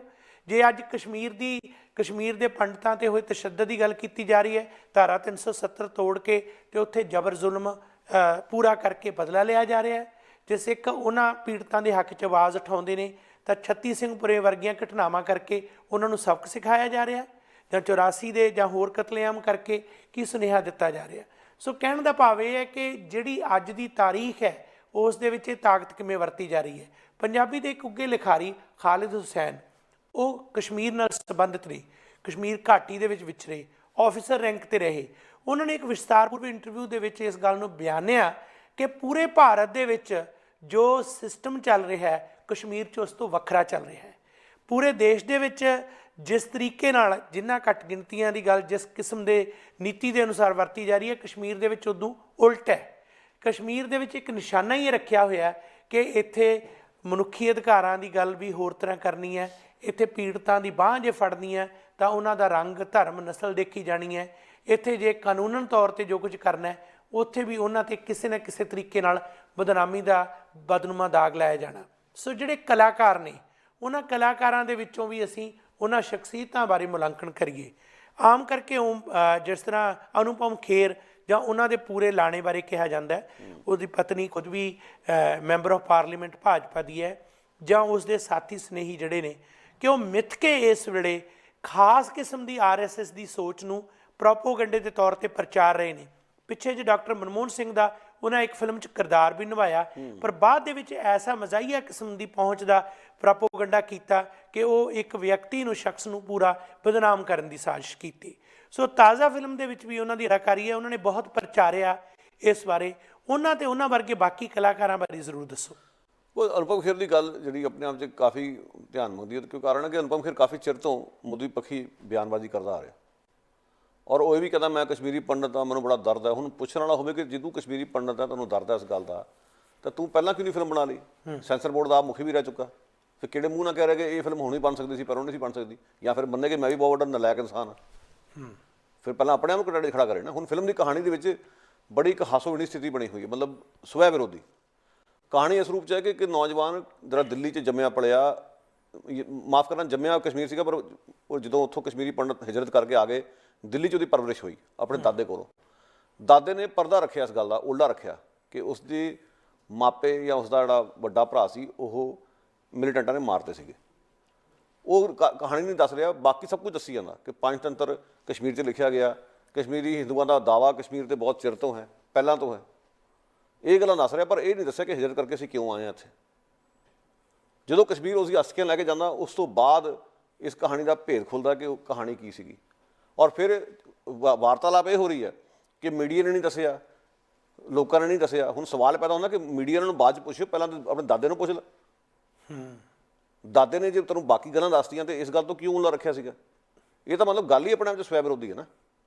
ਸੋ ਇਹ ਹਕੀਕਤ 'ਚ ਵੀ ਲਾਗੂ ਹੁੰਦੀ ਹੈ। ਅਨੁਪਮ ਖੇਰ ਅੱਜ ਅੜੀਆਂ ਚੁੱਕ ਕੇ ਗੱਲਾਂ ਕਹਿ ਰਿਹਾ, ਇਹ ਪਹਿਲਾਂ ਕੀ ਕੀਤਾ ਨੇ? ਕਸ਼ਮੀਰੀ ਪੰਡਤਾਂ ਨੇ ਕਿੰਨੀ ਕੁ ਵਾਰੀ ਖੜਾ ਹੋਇਆ? ਉਲਟ ਗੱਲ ਕਸ਼ਮੀਰੀ ਪੰਡਤਾਂ ਦੀ ਗੱਲ ਕਰਨੀ ਹੋਵੇ, ਨਤਾਸ਼ਾ ਕੌਲ ਜਿਹੜੀ ਠੋਕ ਕੇ ਜਿਹਨੇ UA ਉੱਥੇ ਯੂਰਪ 'ਚ ਬੈਠੀ ਹੈ, ਉਹ ਕਸ਼ਮੀਰੀ ਲੋਕਾਂ ਦੀ ਸਮੂਹਿਕ ਤੌਰ 'ਤੇ ਗੱਲ ਕਰਦੀ ਹੈ, ਸਮੂਹਿਕ ਕਸ਼ਮੀਰੀਅਤ ਦੀ ਗੱਲ ਕਰਦੀ, ਨਾ ਕਿ ਸਿਰਫ ਕਸ਼ਮੀਰੀ ਪੰਡਤਾਂ ਦੀ। ਦੀਪਿਕਾ ਸਿੰਘ ਰਜਾਵਤ ਕਸ਼ਮੀਰੀ ਪੰਡਤਾਂ ਦੀ ਧੀ ਆ, ਜਿਹੜੀ ਹਿਊਮਨ ਰਾਈਟਸ ਦੀ ਵਕੀਲ ਆ, ਉਹ ਆਸਿਫ ਅਲੀ ਵੀ ਖੜੀ ਹੋਈ। ਜੇ ਤੁਸੀਂ ਉਸ ਦੀ ਕਹਾਣੀ ਸੁਣੋ, ਉਹ ਦੱਸਦੀ ਹੈ ਕਿ ਜਿਹੜੇ ਕਸ਼ਮੀਰੀ ਪੰਡਤ ਸੀਗੇ, ਕਿਉਂਕਿ ਇਹ ਕੁਲੀਨ ਵਰਗ ਸੀ, ਬਹੁਤੇ ਜਿਹੜੇ ਕਸ਼ਮੀਰੀ ਸੀਗੇ ਮੁਸਲਮਾਨ, ਹਮੇਸ਼ਾ ਹੀ ਆਮ ਜਿਹੜੇ ਖੇਤਾਂ 'ਚ ਕੰਮ ਕਰਨ ਵਾਲੇ ਜਾਂ ਦਿਹਾੜੀਏ ਮਜ਼ਦੂਰ, ਉਹਨਾਂ ਨਾਲ ਵਿਤਕਰਾ ਹੁੰਦਾ ਆ ਕਿੰਨੇ ਲੰਮੇ ਸਮੇਂ ਤੋਂ। ਉਹਦੀ ਗੱਲ ਤਾਂ ਉਹ ਕਰ ਨਹੀਂ ਰਿਹਾ। ਸੋ ਇਹੋ ਜਿਹੇ ਲੋਕ ਵੀ ਬੈਠੇ ਨੇ। ਅਨੁਪਮ ਖੇਰ ਨੇ ਸਿੱਧੇ ਤੌਰ ਤੇ ਬੇਸ਼ਰਮ ਹੋ ਕੇ ਇੱਕ ਆਪਣੇ ਕੈਂਪ 'ਚ ਜਾ ਕੇ ਉੱਥੇ ਵੜ ਗਿਆ। ਅੱਜ ਉਹ ਸਵਾਲ ਕਰ ਰਿਹਾ, ਪਰ ਸਵਾਲ ਇਹ ਪੈਦਾ ਹੁੰਦਾ ਕਿ ਇੱਕ ਫਿਲਮ ਦੇ ਬਾਰੇ ਬੜੀ ਚਰਚਾ ਹੋ ਰਹੀ ਕਿ ਜਿਸ ਵਿੱਚ ਇਸਨੇ ਖੁਦ ਜਿਹਾਦੀ ਮਿਲੀਟੈਂਟ ਦੀ ਭੂਮਿਕਾ ਅਦਾ ਕੀਤੀ ਹੋਈ ਹੈ। ਸੋ ਲੋਕੀ ਤਾਂ ਸਵਾਲ ਇਹਨੂੰ ਕਰ ਰਹੇ ਨੇ ਕਿ ਤੂੰ ਉਦੋਂ ਤੱਕ ਕੀ ਕੀਤਾ ਇਹਨਾਂ ਸਾਲਾਂ 'ਚ, ਅੱਜ ਤੂੰ ਦੂਜੇ ਦੇ ਕਹਿ ਰਿਹਾ। ਕਿਉਂਕਿ ਬੇਸਿਕਲੀ ਅਨੁਪਮ ਖੇਰ ਨਹੀਂ ਬੋਲ ਰਿਹਾ, ਇਹ ਉਹੀ ਗੱਲ ਹੈ, ਤੂੰ ਨਹੀਂ ਬੋਲਦੀ, ਤੇਰੇ 'ਚੋਂ ਤੇਰਾ ਯਾਰ ਬੋਲਦਾ। ਇਹ ਵਿੱਚੋਂ ਮੋਦੀ ਬੋਲ ਰਿਹਾ ਜਾਂ ਸੰਘ ਵਾਲੇ ਬੋਲ ਰਹੇ। ਸੋ ਇਹ ਜਿਹੜਾ ਪਾਤਰ ਉਸਾਰੀ ਕਰਕੇ ਉਸਨੇ ਇਸ ਕਿਸਮ ਦਾ ਢਕਵੰਜ ਰਚਿਆ ਕਿ ਮੈਂ ਕਸ਼ਮੀਰੀ ਪੰਡਤ ਆ ਜੀ, ਬੜਾ ਦੁੱਖ ਹੈ ਮੈਨੂੰ। ਉਹ ਠੀਕ ਹੈ, ਦੁੱਖ ਤਾਂ ਤੂੰ ਬਿਆਨਤਾ, ਪਰ ਜਿਹੜਾ ਬਾਕੀ ਦਾ ਝੂਠ ਪ੍ਰਚਾਰ ਤੁਸੀਂ ਲੋਕਾਂ 'ਤੇ ਠੋਸ ਰਹੇ ਹੋ, ਇਸ ਦੀ ਜਵਾਬ ਤਲਬੀ ਕੌਣ ਕਰੂਗਾ? ਹੁਣ ਮੈਨੂੰ ਚਿੰਤਾ ਇਸ ਗੱਲ ਦੀ ਗੁਰਵਿੰਦਰ ਸਿੰਘ ਜੀ ਕਿ ਜਿਸ ਕਿਸਮ ਦਾ ਇਸ਼ਾਰਾ ਸਰਕਾਰ ਨੇ ਦਿੱਤਾ ਕਿ ਇਸ ਫਿਲਮ ਨੂੰ ਅਸੀਂ ਟੈਕਸ ਫ੍ਰੀ ਵੀ ਕਰ ਰਹੇ ਹਾਂ, ਪੁਲਿਸ ਨੂੰ ਵੀ ਕਹਿ ਤਾ ਜਾ ਕੇ ਵੇਖੋ, ਵਿਦੇਸ਼ਾਂ 'ਚ ਪ੍ਰਚਾਰਿਆ ਜਾ ਰਿਹਾ। ਇਸ ਦੇ ਨਾਲ ਬਾਕੀ ਦੇ ਫਿਲਮ ਜਿਹੜੇ ਨਿਰਮਾਤਾ ਨੇ ਉਹਨਾਂ ਨੂੰ ਇਸ ਗੱਲ ਦੀ ਸ਼ਹਿ ਮਿਲੂਗੀ ਕਿ 2024 'ਚ ਚੋਣਾਂ ਆ ਰਹੀਆਂ ਨੇ, ਮੋਦੀ ਸਾਹਿਬ ਨੂੰ ਜਿਤਾਉਣ ਲਈ ਜੋ ਹੋ ਸਕਦਾ ਕੀਤਾ ਜਾਵੇ। ਉਹ ਬੇਸ਼ਰਮ ਹੋ ਕੇ ਇਹੋ ਜਿਹੀਆਂ ਫਿਲਮਾਂ ਬਣਾਉਣਗੇ ਜਿਹੜੀਆਂ ਬਹੁਤ ਉਲਾਰ ਕਿਸਮ ਦੀਆਂ ਹੋਣਗੀਆਂ, ਜਿਸ ਦੇ ਨਾਲ ਮਾਹੌਲ ਹੋਰ ਵੀ ਖਰਾਬ ਹੋ ਸਕਦਾ। ਤੁਹਾਡੀ ਚਿੰਤਾ ਵੀ ਜਾਇਜ਼ ਹੈ, ਤੇ ਜਿਹੜੀਆਂ ਘਟਨਾਵਾਂ ਦੇ ਵੇਰਵੇ ਅਸੀਂ ਸਾਹਮਣੇ ਲਿਆ ਰਹੇ ਹਾਂ ਉਹ ਵੀ ਧਿਆਨ ਮੰਗ ਕਰਦੇ ਨੇ। ਦੀਪਕਾ ਸਿੰਘ ਜਿਹੜੀ ਉਹ ਵਕੀਲ ਜਿਹੜੀ ਕੈਨੇਡਾ ਦੇ ਵਿੱਚ ਵੀ ਆਈ, ਆਸਿਫਾ ਬਾਨੋ, ਜਿਸ ਦਾ ਸਮੂਹਿਕ ਬਲਾਤਕਾਰ ਹੋਇਆ, ਜਿਸ ਦੇ ਜ਼ਿੰਮੇਵਾਰ ਦੋਸ਼ੀਆਂ ਜਿਹੜੇ ਜ਼ਾਲਮ ਨੇ ਉਹਨਾਂ ਦੀ ਪੁਸ਼ਟਪਨਾਹੀ ਕਰਦਿਆਂ ਤਿਰੰਗੇ ਦਾ ਖੁਦ ਅਪਮਾਨ ਕੀਤਾ ਗਿਆ। ਜਿਹੜੇ ਕਿ ਵੱਖ-ਵੱਖ ਰੈਲੀਆਂ ਜਿਹੜੀਆਂ ਕੱਢੀਆਂ ਜਾਂਦੀਆਂ ਨੇ ਕਿ ਨਹੀਂ ਸਹੇਗਾ ਹਿੰਦੁਸਤਾਨ ਤਿਰੰਗੇ ਦਾ ਅਪਮਾਨ, ਤੇ ਉਸ ਕਿਸਮ ਦੇ ਜਿਹੜੇ ਬਲਾਤਕਾਰੀ ਦੋਸ਼ੀ ਸਨ ਉਹਨਾਂ ਨੇ ਤਿਰੰਗੇ ਦਾ ਜਿਵੇਂ ਖੁਦ ਅਪਮਾਨ ਕੀਤਾ, ਉਹ ਵੀ ਸਾਹਮਣੇ ਸੀ। ਪਰ ਦੀਪਕਾ ਸਿੰਘ ਨਾਲ ਜਦੋਂ ਮਿਲਣ ਦਾ ਵੀ ਮੌਕਾ ਮਿਲਿਆ, ਜਿਨ੍ਹਾਂ ਨੇ ਮਾਣ ਨਾਲ ਕਿਹਾ ਕਿ ਮੈਂ ਕਸ਼ਮੀਰੀ ਪੰਡਤ ਪਰਿਵਾਰ ਦੇ ਵਿੱਚੋਂ ਆ, ਤੇ ਉਹਨਾਂ ਨੇ ਉਹ ਸਾਰੇ ਪੱਖ ਨੂੰ ਵੀ ਬਿਆਨ ਕੀਤਾ ਜਿਹੜਾ ਕਿ ਕੁਲੀਨ ਵਰਗ ਦਾ ਪੱਖ ਹੈ। ਹੁਣ ਇੱਥੇ ਥੋੜ੍ਹਾ ਜਿਹਾ ਵਿਚਾਰ ਕਰਨਾ ਬਣਦਾ। ਭਾਰਤ ਦੇ ਵਿੱਚ ਜਦੋਂ ਭਾਰਤ ਦੇ ਵਿੱਚ 4 ਵਰਨ ਦੇ ਰੂਪ ਦੇ ਵਿੱਚ ਸਮਾਜ ਨੂੰ ਵੰਡਿਆ ਹੋਇਆ, ਮਨੂਵਾਦੀ ਸਮ੍ਰਿਤੀ ਦੇ ਅਨੁਸਾਰ ਰੱਖਿਆ ਗਿਆ ਕਿ ਬ੍ਰਾਹਮਣ ਉੱਚ ਹੈ, ਬ੍ਰਾਹਮਣ ਕੁਲੀਨ ਹੈ ਤੇ ਬਾਕੀ ਨੀਵੇਂ ਨੇ। ਜਦੋਂ ਉਹਨਾਂ ਦੇ ਉੱਪਰ ਯੂਪੀ ਤੋਂ ਲੈ ਕੇ ਭਾਰਤ ਦੇ ਵੱਖ-ਵੱਖ ਸਟੇਟਾਂ 'ਚ ਜਾਓ ਜਿੱਥੇ ਤਸ਼ੱਦਦ ਹੁੰਦਾ ਸੀ ਜਾਂ ਉਹਨਾਂ ਨੂੰ ਨੀਵਾਂ ਆਪਣਾ ਗੰਦ ਸਾਫ਼ ਕਰਨ ਵਾਲਾ ਸਮਝਿਆ ਜਾਂਦਾ ਸੀ, ਚਾਹੇ ਇਸਲਾਮ ਦੇ ਆਉਣ ਦੀ ਗੱਲ ਕਰੀਏ, ਉਸ ਵੇਲੇ ਉਹਨਾਂ ਨੇ ਉਸ ਜਲਾਲਤ 'ਚੋਂ ਬਾਹਰ ਨਿਕਲਦਿਆਂ ਹੋਇਆਂ ਆਪਣਾ ਜਿਹੜਾ ਧਰਮ ਪਰਿਵਰਤਨ ਕੀਤਾ। ਤੇ ਇਸ ਦੀਆਂ ਮਿਸਾਲਾਂ ਨੇ ਕਿ ਪਹਿਲਾਂ ਜਿਨ੍ਹਾਂ ਨੂੰ ਬ੍ਰਾਹਮਣ ਜਾਂ ਉੱਚੀ ਜਾਤੀ ਵਾਲੇ ਨਫ਼ਰਤ ਦੇ ਨਾਲ ਆਪਣੇ ਪੈਰ ਜੁੱਤੀਆਂ ਗੰਦ ਸਾਫ਼ ਕਰਨ ਲਈ ਰੱਖਦੇ ਸਨ, ਜਦੋਂ ਮੀਆਂ ਜੀ ਬਣ ਕੇ ਆਏ ਤਾਂ ਫਿਰ ਉਹਨਾਂ ਦੇ ਅੱਗੇ ਝੁਕਦੇ ਸਨ। ਇਹ ਮਿਸਾਲਾਂ ਨੇ, ਤੇ ਇਸੇ ਕਾਰਨ ਬਹੁਤ ਬਦਨਾਮੀ ਵੀ ਹੋਈ। ਕਈ ਵਾਰ ਇਹ ਉਹੀ ਲੋਕ ਬਦਲਾ ਲੈ ਰਹੇ ਸਨ, ਤੇ ਕਈ ਗੱਲਾਂ ਉਹਨਾਂ ਨੇ ਜ਼ਿਆਦਤੀ ਦੀਆਂ ਵੀ ਕੀਤੀਆਂ ਕਿ ਜਦੋਂ ਉਹਨਾਂ ਨੇ ਲੰਘਣਾ ਜਾਂ ਇਸ ਤਰ੍ਹਾਂ ਬੋਲਣਾ ਜਿਹੜਾ ਕਿ ਪ੍ਰਵਾਨ ਨਹੀਂ ਹੈ ਸਮਾਜ ਦੇ ਵਿੱਚ। ਪਰ ਇਸ ਦੇ ਲਈ ਦੋਸ਼ੀ ਉਹ ਵਰਨ ਵੰਡ ਸੀ, ਉਹ ਜਾਤ ਪਾਤ ਸੀ। ਬ੍ਰਾਹਮਣ ਹੀ ਕਿਉਂ, ਤੁਸੀਂ ਇਸ ਤੋਂ ਇਲਾਵਾ ਸਿੱਖੀਜ਼ਮ ਦੀ ਵੀ ਗੱਲ ਕਰੋ। ਸਿੱਖ ਧਰਮ ਦੇ ਵਿੱਚ ਵੀ ਜਦੋਂ ਗੁਰੂ ਗੋਬਿੰਦ ਸਿੰਘ ਜੀ ਨੇ ਬਕਾਇਦਾ ਤੌਰ 'ਤੇ ਖਾਲਸਾ ਸਾਜਿਆ, ਖਾਲਸਾ ਨਿਮਾਣੇ ਨਿਤਾਣੇ ਨਿਓਟੇ ਨੇ ਆਸਰੇ, ਜਿਹੜੇ ਉਸ ਵੇਲੇ ਸਮਾਜ ਦੇ ਦੁਰਕਾਰੇ ਹੋਏ ਸਨ, ਜਿਨ੍ਹਾਂ ਨੂੰ ਇਹ ਕਿਹਾ ਜਾਂਦਾ ਸੀ ਕਿ ਇਹ ਲੋਕ ਜਿਹੜੇ ਸਾਡੇ ਬਰਾਬਰ ਦੇ ਨਹੀਂ। ਤੇ ਪਹਾੜੀ ਰਾਜੇ ਜਿਹੜੇ ਅੱਜ ਵੀ ਅਸੀਂ ਜਦੋਂ ਪਹਾੜੀਆਂ ਦੇ ਵਿੱਚੋਂ ਗੱਲ ਕਰਦੇ ਹਾਂ, ਯੂਪੀ ਹਿਮਾਚਲ ਪ੍ਰਦੇਸ਼ ਦੇ ਵਿੱਚ ਉਹ ਜਿਹੀ ਸੋਚ ਵਾਲੇ ਲੋਕ ਬੈਠੇ ਨੇ। ਜਦੋਂ ਅਸੀਂ ਪਹਾੜੀ ਰਾਜਿਆਂ ਦੀ ਗੱਲ ਕਰਦੇ ਹਾਂ, ਗੁਰੂ ਸਾਹਿਬ ਨੇ ਕਿਹਾ ਤੁਹਾਡੀਆਂ ਉੱਚੀਆਂ ਜਾਤਾਂ ਨੂੰ ਠੋਕਰ ਮਾਰਦੇ ਆ, ਸਾਡੇ ਤਾਂ ਆ ਜਿਹੜੇ ਪੀੜਤ ਆ ਇਹ ਸਾਡੇ ਗਲਵੱਕੜੀ 'ਚ ਆਉਂਦੇ ਨੇ। ਤੇ ਗੁਰੂ ਨਾਨਕ ਸਾਹਿਬ ਨੇ ਇਸ ਦੀ ਸ਼ੁਰੂਆਤ ਕੀਤੀ, ਨੀਚਾਂ ਅੰਦਰ ਨੀਚ ਜਾਤ, ਨੀਚੀ ਹੂੰ ਅਤ ਨੀਚ, ਨਾਨਕ ਤਿਨਕੇ ਸੰਗ ਸਾਥ ਵੱਡਿਆਂ ਸੋ ਕਿਆ ਰੀਸ। ਸਿੱਖ ਧਰਮ ਵੀ ਜਿਹੜੀਆਂ ਭਾਰਤੀ ਸਮਾਜ ਤਾਂ ਵਰਨ ਵੰਡ ਦੇ ਵਿੱਚ ਜਿਨ੍ਹਾਂ ਨੂੰ ਨੀਵੀਆਂ ਜਾਤਾਂ ਕਿਹਾ ਜਾਂਦਾ, ਉਹਨਾਂ ਦੇ ਵਿੱਚੋਂ ਹੀ ਸਿੱਖ ਧਰਮ ਦੇ ਵਿੱਚ ਆ ਕੇ ਸਿਧਾਂਤ ਨਾਲ ਲੋਕ ਜੁੜੇ। ਤੇ ਗੁਰੂ ਸਾਹਿਬ ਨੇ ਕਿਹਾ ਕਿ ਇੱਕ ਬਾਟੇ 'ਚ ਅੰਮ੍ਰਿਤ ਛਕਾ ਕੇ ਬਰਾਬਰ ਕੀਤਾ। ਹੁਣ ਉਹਨਾਂ ਲੋਕਾਂ ਨੇ ਜਿਨ੍ਹਾਂ ਨੇ ਉਸ ਵੇਲੇ ਜਿਨ੍ਹਾਂ ਨੂੰ ਘੋੜੇ 'ਤੇ ਨਹੀਂ ਸੀ ਚੜ੍ਹਨ ਦਿੱਤਾ ਜਾਂਦਾ, ਤਲਵਾਰ ਨਹੀਂ ਸੀ ਚੁੱਕਣ ਦਿੱਤੀ ਜਾਂਦੀ, ਜਾਂ ਜਿਨ੍ਹਾਂ ਨੂੰ ਨੀਵਾਂ ਸਮਝ ਕੇ ਗੰਦ ਮੂਤ ਸਾਫ਼ ਕਰਨ ਦੇ ਵਾਸਤੇ ਰੱਖਿਆ ਜਾਂਦਾ ਸੀ, ਜਦੋਂ ਉਹ ਵੱਡੇ ਹੋਏ ਉਦੋਂ ਬਾਅਦ ਉਹ ਯੋਧੇ ਬਣ ਗਏ ਤੇ ਕਿਹਾ ਗਿਆ ਸਾਡੇ ਰੱਖਿਅਕ ਨੇ, ਤੁਸੀਂ ਬਣੇ ਸਾਨੂੰ ਬਚਾਉਣ ਲਈ ਹੋ, ਤੁਸੀਂ ਤਲਵਾਰ ਵਰਤਣੀ ਹੀ ਤਾਂ ਤੁਸੀਂ ਔਰੰਗਜ਼ੇਬ ਤੋਂ ਲੈ ਕੇ ਫਰੁਖਸ਼ੀਰ ਤੱਕ ਹਮੇਸ਼ਾ ਸਾਡੇ ਵਾਸਤੇ ਖੜਨਾ। ਨਹੀਂ ਜੀ, ਉਹ ਤੁਹਾਡੇ ਵਾਸਤੇ ਨਹੀਂ, ਉਹ ਜ਼ੁਲਮ ਦੇ ਵਾਸਤੇ, ਜ਼ੁਲਮ ਦੇ ਖਿਲਾਫ ਸਨ ਜਦੋਂ ਵੀ ਜ਼ੁਲਮ ਹੋਇਆ। ਸੋ ਜਦੋਂ ਅਸੀਂ ਧਰਮ ਦੇ ਪਰਿਵਰਤਨ ਦੀ ਗੱਲ ਕਰਦੇ ਹਾਂ ਜਾਂ ਮੁਸਲਮਾਨਾਂ ਦੀ ਗਿਣਤੀ ਦੀ ਵਾਧੇ ਦੀ ਗੱਲ ਕਰਦੇ ਹਾਂ, ਇਹ ਜਿਹੜਾ ਕੁਲੀਨ ਵਰਗ ਵਾਲੀ ਤੁਸੀਂ ਗੱਲ ਕੀਤੀ ਹੈ, ਇਸ ਦੇ ਲਈ ਭਾਰਤੀ ਸਮਾਜ ਦੀ ਉਹ ਜਿਹੜੀ ਵੰਡ ਜ਼ਿੰਮੇਵਾਰ ਹੈ। ਮੈਨੂੰ ਨਹੀਂ ਲੱਗਦਾ ਕਿ ਫਿਲਮ 'ਚ ਇਸ ਦੇ ਬਾਰੇ ਕੋਈ ਇਸ਼ਾਰਾ ਕੀਤਾ ਗਿਆ ਹੋਵੇ। ਬਿਲਕੁਲ ਸਵਾਲ ਨਹੀਂ ਪੈਦਾ ਹੁੰਦਾ। ਉਹ ਫਿਲਮ ਦਾ ਤਾਂ ਮਕਸਦ ਹੀ ਨਹੀਂ ਸੀਗਾ। ਦਿਖਾਉਣਾ ਤਾਂ ਇਹ ਚਾਹ ਰਹੇ ਕਿ ਕਸ਼ਮੀਰੀ ਜਿਹੜੇ ਪੰਡਤ ਨੇ ਉਹਨਾਂ ਨਾਲ ਜ਼ੁਲਮ ਪਹਿਲੇ ਦਿਨ ਤੋਂ ਹੁੰਦਾ ਆ। ਇਹੋ ਜਿਹੀ ਸ਼ਬਦਾਵਲੀ ਵਰਤੀ ਗਈ ਜਿਹੜੀ RSS ਵਰਤੀ ਕਿ ਧਾੜ ਵੀ ਬਾਹਰੋਂ ਆਏ, ਉਹਨਾਂ ਨੇ ਸਾਡੇ 'ਤੇ ਜ਼ੁਲਮ ਕੀਤੇ। ਮਤਲਬ ਇਹ ਵੀ ਨਹੀਂ ਕਿ ਕਸ਼ਮੀਰੀ ਜਿਹੜੇ ਮਿਲੀਟੈਂਟਸ ਉੱਤੇ ਇਕੱਲਿਆਂ ਦੇ ਭਾਂਡਾ ਭੰਨਿਆ ਗਿਆ, ਸਮੂਚੇ ਕਸ਼ਮੀਰੀ ਮੁਆਸ਼ਰੇ 'ਤੇ ਜਾਂ ਇਸਲਾਮ ਤੇ ਭਾਂਡਾ ਭਰਨ ਦੀ ਕੋਸ਼ਿਸ਼ ਕੀਤੀ ਗਈ ਹੈ। ਮਤਲਬ ਇਸ ਬੇਸ਼ਰਮੀ ਤੱਕ ਇਹ ਪਾਤਰ ਗਏ ਇਹਨਾਂ ਦੇ ਇਸ ਫਿਲਮ ਦੇ। ਫਿਰ ਤੁਸੀਂ ਵੇਖੋਗੇ ਇੱਕ ਹੋਰ ਤੱਕ ਕਾਰਨ ਇਹ ਕੀਤਾ ਕਿ JKLF ਨੂੰ ਤੇ ਬਾਕੀ ਸਾਰੀ ਜਿਹੜੀ ਲੀਡਰਸ਼ਿਪ ਹੈ ਕਸ਼ਮੀਰ ਦੀ, ਉਸ ਨੂੰ ਪਾਕਿਸਤਾਨ ਦੇ ਨਾਲ ਬੰਨ੍ਹ ਦਿੱਤਾ। ਸਾਰੀ ਦੁਨੀਆ ਜਾਣਦੀ ਕਿ JKLF ਦਾ ਨਿਸ਼ਾਨਾ ਸੀ ਕਿ ਆਜ਼ਾਦ ਕਸ਼ਮੀਰ ਦਾ। JKLF ਕਦੀ ਨਹੀਂ ਸੀ ਚਾਹੁੰਦਾ ਕਿ ਕਸ਼ਮੀਰ ਨੂੰ ਪਾਕਿਸਤਾਨ ਦੇ ਨਾਲ ਨੱਥੀ ਕੀਤਾ ਜਾਵੇ। ਹਿਜ਼ਬੁਲ ਮੁਜਾਹਿਦੀਨ ਦਾ ਨਿਸ਼ਾਨਾ ਜ਼ਰੂਰ ਸੀਗਾ ਕਿ ਜਿਹੜਾ ਕਸ਼ਮੀਰ ਹੈ ਸਮੁੱਚੇ ਤੌਰ ਤੇ ਪਾਕਿਸਤਾਨ ਨਾਲ ਰਲਾ ਦਿੱਤਾ ਜਾਵੇ। ਇਹ ਦੋ ਵੱਖਰੀਆਂ ਧਾਰਾਵਾਂ ਨੇ। ਔਰ JKLF ਨੂੰ ਖਾਮ-ਖਾਂ ਉਸ ਸੰਵਾਦ 'ਚ ਘੜੀਸਣਾ ਔਰ ਉਸ ਦੇ ਆਗੂ ਉੱਪਰ ਇਸ ਕਿਸਮ ਦੇ ਦੋਸ਼ ਲਾਉਣੇ ਫਿਲਮ ਰਾਹੀਂ, ਇਹ ਆਪਣੇ ਆਪ 'ਚ ਬਹੁਤ ਵੱਡਾ ਡੈਮੇਜ ਹੈ। JKLF ਜਦੋਂ ਕਹਿ ਰਿਹਾ ਕਿ ਸਾਨੂੰ ਵੱਖਰਾ ਕਰ ਦਿਓ, ਨਾ ਅਸੀਂ ਹਿੰਦੁਸਤਾਨ ਨਾਲ ਰਹਿਣਾ ਨਾ ਪਾਕਿਸਤਾਨ ਨਾਲ, ਸਾਡੀ ਤਕਦੀਰ ਅਸੀਂ ਖੁਦ ਤੈਅ ਕਰਾਂਗੇ, ਪਲੈਬਸਾਈਡ ਕਰਾਓ, ਗੱਲ ਖਤਮ ਹੋਈ। ਉਹ ਗੱਲ ਕਰਨ ਦੀ ਥਾਂ 'ਤੇ ਫਿਲਮ ਦੇ ਵਿੱਚ ਪ੍ਰਚਾਰ ਇਹ ਹੋ ਰਿਹਾ ਕਿ ਪਾਕਿਸਤਾਨ ਤੋਂ ਸਾਰਾ ਕੁਝ ਸਿੱਧਤ ਹੈ। ਸਾਰੇ ਜਿੰਨੇ ਉਸ ਦੇ ਸਿੱਖ ਜਿਹੜੇ ਮੁਸਲਿਮ ਲੀਡਰ ਨੇ ਜਾਂ ਜਿਹੜੇ ਵੀ ਮੁਖਤਾਰ ਲੀਡਰ ਨੇ, ਜਿਵੇਂ ਫਾਰੂਕ ਅਬਦੁੱਲੇ ਨੂੰ ਵੀ ਇਸ ਵਿੱਚ ਇਸ ਤਰ੍ਹਾਂ ਪੇਸ਼ ਕੀਤਾ, ਉਹ ਵੀ JKF ਨਾਲ ਰਲਿਆ ਹੋਇਆ। ਸੋ ਇਸ ਕਿਸਮ ਦੀ ਗੱਲਬਾਤ ਜਿਹੜੇ ਕੱਲ੍ਹ ਤੱਕ ਤੁਹਾਡਾ ਹੀ ਪਾਣੀ ਭਰਦੇ ਰਹੇ, ਸਮੇਂ-ਸਮੇਂ 'ਤੇ ਤੁਹਾਡੇ ਨਾਲ ਸਮਝੌਤੇ ਵੀ ਕਰਦੇ ਰਹੇ, ਉਹਨਾਂ ਨੂੰ ਵੀ ਉਸੇ ਰਸੇ ਬਣ ਕੇ ਇਹ ਸਿੱਧ ਕੀਤਾ ਗਿਆ ਕਿ ਸਾਰੇ ਪਾਕਿਸਤਾਨ ਦੇ ਪਪਟਸ ਨੇ। ਇਹ ਗੱਲ ਆਪਣੇ ਆਪ 'ਚ ਬੜੀ ਵੱਡੀ ਘੋਰ ਜ਼ਿਆਦਤੀ ਹੈ। ਤੁਸੀਂ ਸਾਰੀ ਮੂਵਮੈਂਟ ਨੂੰ ਕਿਵੇਂ ਇੱਕੋ ਰਸੇ ਬਣ ਸਕਦੇ ਹੋ ਜੀ? JKLF ਨੂੰ ਤੁਸੀਂ ਕਿਵੇਂ ਕਹਿ ਸਕਦੇ ਹੋ ਕਿ ਪ੍ਰੋ ਪਾਕਿਸਤਾਨ ਨੇ? ਰਹੀ ਗੱਲ ਇਸ ਸਵਾਲ ਦੀ ਕਿ ਜ਼ਾਤ ਪਾਤ ਦੇ ਕੋਡ ਕਰਕੇ ਹੀ ਲੋਕ ਇਸਲਾਮ ਵੱਲ, ਕ੍ਰਿਸਚੈਨਿਟੀ ਵੱਲ, ਬੁੱਧਿਜ਼ਮ ਵੱਲ, ਸਿੱਖੀਜ਼ਮ ਵੱਲ ਆਕਰਸ਼ਿਤ ਹੋਏ ਨੇ। ਅਨੰਤ ਤੇਲਤੁਬੜੇ ਦੀ ਇਹੀ ਤੇ ਥਿਊਰੀ ਹੈ। RSS ਜਦੋਂ ਇਹਨਾਂ ਘੱਟ ਗਿਣਤੀ 'ਤੇ ਹਮਲੇ ਕਰਦੀ ਹੈ ਤਾਂ ਉਸਦਾ ਮਕਸਦ ਇਹ ਨਹੀਂ ਹੁੰਦਾ ਕਿ ਉਹਨਾਂ ਨੂੰ ਘੱਟ ਗਿਣਤੀਆਂ ਨਾਲ ਐਸ ਸੱਚ ਕੋਈ ਪ੍ਰੋਬਲਮ ਹੈ। ਉਹਨਾਂ ਨੂੰ ਲੱਗਦਾ ਕਿ ਜਿਹੜੀ ਸਾਡੀ ਬ੍ਰਾਹਮਣਵਾਦੀ ਦੀ ਸਰਦਾਰੀ ਹੈ ਉਹ ਸਾਡੇ ਤੋਂ ਖੁਸ ਰਹੀ ਹੈ ਔਰ ਇਹ ਫਿਰਕੇ ਉਸ ਨੂੰ ਸਾਡੇ ਤੋਂ ਖੋ ਰਹੇ ਨੇ। ਤਾਂ ਕਰਕੇ ਉਹਨਾਂ ਨੂੰ ਇਹ ਫਿਰਕੇ ਜਿਹੜੇ ਨੇ ਉਹ ਰਲਕਦੇ। ਇਸ ਗੱਲ ਨੂੰ ਸਮਝਣਾ ਬਹੁਤ ਜ਼ਰੂਰੀ। ਬਹੁਤ ਬਾਰੀਕੀ ਨਾਲ ਵਿਸ਼ਲੇਸ਼ਣ ਦਾ ਮੰਗ ਕਰਦਾ। ਇਹ ਵਿਸ਼ਾ ਆਪਣੇ ਆਪ 'ਚ ਮੁਕੰਮਲ ਵਿਸ਼ਾ ਹੈ, ਜਿਨ੍ਹਾਂ ਦੇ ਵਿੱਚੋਂ ਜਿਹੜੇ ਬ੍ਰਾਹਮਣੀ ਸੋਚ ਦੇ ਜ਼ਬਰ ਦੇ ਕਾਰਨ ਲੋਕ ਕਿਵੇਂ ਹੋਰਨਾਂ ਧਰਮਾਂ ਦੇ ਵਿੱਚ ਗਏ, ਜਾਂ ਫਿਰ ਉਹਨਾਂ ਨੂੰ ਉਹ ਸਿਧਾਂਤ ਜਿਹੜੇ ਆ ਉਹਨਾਂ ਤੋਂ ਮੁਕਤ ਲੱਗੇ ਜਿਨ੍ਹਾਂ 'ਚ ਵਿਤਕਰਾ ਨਹੀਂ ਹੈ, ਨਫ਼ਰਤ ਨਹੀਂ ਹੈ, ਵਰਨ ਵੰਡ ਨਹੀਂ ਹੈ, ਊਚ ਨੀਚ ਨਹੀਂ ਹੈ, ਖੱਤਰੀ ਬ੍ਰਾਹਮਣ ਸ਼ੂਦਰ ਵੈਸ਼ ਨੂੰ ਇਸ ਤਰ੍ਹਾਂ ਉੱਚੇ ਤੋਂ ਨੀਵੇਂ ਤੱਕ, ਇੱਕ ਬ੍ਰਹਮਾ ਦੇ ਮੱਥੇ 'ਚੋਂ, ਇੱਕ ਮੂੰਹ 'ਚੋਂ, ਇੱਕ ਢਿੱਡ 'ਚੋਂ, ਇੱਕ ਉਦੋਂ ਥੱਲੇ ਤੁਰੇ ਜਾਓ, ਹੁਣ ਕੀ ਕਹਿਣਾ, ਕਿੱਥੋਂ ਕਿਵੇਂ ਨਿਕਲੇ ਆ। ਇਹ ਸਾਰੀਆਂ ਗੱਲਾਂ ਬੜੀਆਂ ਅਜੀਬ ਜੀਆਂ ਨੇ। ਅਖੀਰ ਦੇ ਵਿੱਚ ਜਾ ਕੇ ਤੁਸੀਂ ਪੈਰਾਂ ਤੋਂ ਲੈ ਕੇ ਗਾਂਹ ਤੁਰਦੇ ਜਾਂਦੇ ਹੋ। ਖੈਰ ਇਹ ਸਾਡਾ ਵਿਸ਼ਾ ਨਹੀਂ ਹੈ, ਪਰ ਇਹ ਕੰਮ ਹੁੰਦਾ ਆਇਆ ਅਤੇ ਹੁਣ ਵੀ ਹੋ ਰਿਹਾ। ਅਤੇ ਜੇਕਰ ਸੱਚਮੁੱਚ ਤੁਸੀਂ ਚਾਹੁੰਦੇ ਹੋ ਕਿ ਸਹੀ ਢੰਗ ਦੇ ਨਾਲ ਰੂਪ ਇਸ ਦਾ ਉਸਾਰਨਾ, ਤਾਂ ਪਹਿਲਾਂ ਇਹ ਵਿਤਕਰਾ ਵੰਡ ਕਰੋ। ਅਖੀਰ 'ਚ ਗੁਰਪ੍ਰੀਤ ਸਿੰਘ ਜੀ, ਸਮੂਹਿਕ ਤੌਰ 'ਤੇ ਜਿਵੇਂ ਫਿਲਮ ਦੇ ਵਿਸਤਾਰ ਬਾਰੇ, ਉਹਦੇ ਕਾਰਨ ਅਤੇ ਉਹਦੇ ਪ੍ਰਭਾਵ ਬਾਰੇ ਤੁਸੀਂ ਦੱਸਿਆ, ਕੀ ਕਹਿਣਾ ਚਾਹੋਗੇ?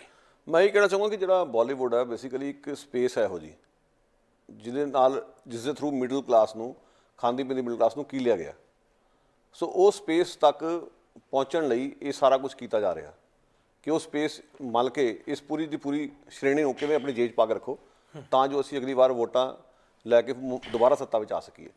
ਸੋ ਬਾਲੀਵੁੱਡ ਇਸ ਸਮੇਂ ਉਹਨਾਂ ਤਾਕਤਾਂ ਦਾ ਸੰਦ ਬਣਿਆ ਹੋਇਆ, ਇਸ ਹਕੀਕਤ ਨੂੰ ਸਮਝਣਾ ਬਹੁਤ ਜ਼ਰੂਰੀ ਹੈ। ਸੋ ਜਿੰਨੇ ਵੀ ਜਿਹੜੇ ਫਿਲਮ ਨਿਰਦੇਸ਼ਕ ਨੇ, ਨਿਰਮਾਤਾ ਨੇ, ਉਹਨਾਂ ਨੂੰ ਚਾਹੀਦਾ ਕਿ ਇਸ ਨੂੰ ਇਹੋ ਜਿਹੀ ਫਿਲਮਾਂ ਨੂੰ ਕਾਟ ਲਾਉਣ ਲਈ ਹੋਰ ਕਰੜੀ ਮਿਹਨਤ ਕਰਨ, ਇਹੋ ਜਿਹੀਆਂ ਫਿਲਮਾਂ ਲਿਆਉਣ ਲੋਕਾਂ ਦੇ ਸਾਹਮਣੇ ਜਿਹੜੀ ਇਸ ਕਿਸਮ ਦਾ ਜਿਹੜਾ ਜ਼ਹਿਰ ਜਿਹੜਾ ਸਾਰੇ ਪਾਸੇ ਫੈਲਿਆ, ਇਸ ਨੂੰ ਕਾਟ ਲਾ ਸਕੇ। ਇਹ ਉਹਨਾਂ ਦੀ ਜ਼ਿੰਮੇਵਾਰੀ ਬਣਦੀ। ਬਹੁਤ ਧੰਨਵਾਦ ਜੀ, ਤਹਿ ਦਿਲੋਂ ਸ਼ੁਕਰੀਆ। ਅਖੀਰ ਦੇ ਵਿੱਚ ਪੀੜਤ ਭਾਈਚਾਰਾ ਕਸ਼ਮੀਰੀ ਪੰਡਤ ਨੇ, ਉਹ ਵੀ ਸਾਡੇ ਪਿਆਰੇ ਨੇ। ਜਿਹੜਾ ਵੀ ਜ਼ੁਲਮ ਦੇ ਨਾਲ ਪੀੜਤ ਹੈ, ਸਾਰਿਆਂ ਨੂੰ ਜੋ ਸ਼ਰਨ ਆਵੇ ਅਤੇ ਸਕੰਠ ਲਾਵੇ ਆਪਣੇ ਨੇ। ਪਰ ਇਸ ਦੇ ਵਿੱਚ ਚੁਣ ਕੇ ਇੱਕ ਦੇ ਸਿਰ ਭਾਂਡਾ ਭੰਨਣਾ ਅਤੇ ਦੂਸਰੇ ਨੂੰ ਮੁਕਤ ਕਰਨਾ, ਇਹ ਬਹੁਤ ਮਾੜੀ ਗੱਲ ਹੈ। ਅੱਜ ਦੇ ਔਰੰਗਜ਼ੇਬ ਜਿਹੜੇ ਨੇ ਉਹ ਕੀ ਕਰ ਰਹੇ ਨੇ, ਉਸ ਬਾਰੇ ਆਵਾਜ਼ ਉਠਾਉਣੀ ਚਾਹੀਦੀ ਹੈ। ਅਤੇ ਕਸ਼ਮੀਰ ਫਾਈਲਸ ਦੀ ਉਲਾਰ ਨੀਤੀ ਦੇ ਨਾਲ ਜਿਹੜੇ ਇਸ ਦੀ ਹਮਾਇਤ ਵੀ ਕਰ ਰਹੇ ਨੇ, ਉਹ ਅੱਖਾਂ ਖੋਲ੍ਹ ਕੇ ਸੋਚਣ ਕਿ ਕਿਸ ਢੰਗ ਦੇ ਨਾਲ ਸਮਾਜ ਨੂੰ ਹੋਰ ਵੰਡਿਆ ਜਾ ਰਿਹਾ। ਜੇ ਸੱਚਮੁੱਚ ਤੁਸੀਂ ਜ਼ੁਲਮ ਦੇ ਖਿਲਾਫ ਲੜਨਾ ਜਾਂ ਰੌਸ਼ਨੀ ਦੇਣੀ ਹੈ ਤਾਂ ਸਾਰਿਆਂ ਨੂੰ ਰੌਸ਼ਨੀ ਦਿਓ। ਇਸ ਤਰ੍ਹਾਂ ਦੀ ਸੋਚ ਜਿਹੜੀ ਹੈ ਇਹੀ ਦੇਸ਼ ਨੂੰ ਟੁਕੜਿਆਂ 'ਚ ਵੰਡੇਗੀ। ਕਿਸੇ ਸ਼ਾਇਰ ਦੇ ਇਹਨਾਂ ਅਲਫਾਜ਼ ਦੇ ਨਾਲ ਮੈਂ ਗੱਲਬਾਤ ਸਮਾਪਤ ਕਰਾਂਗਾ।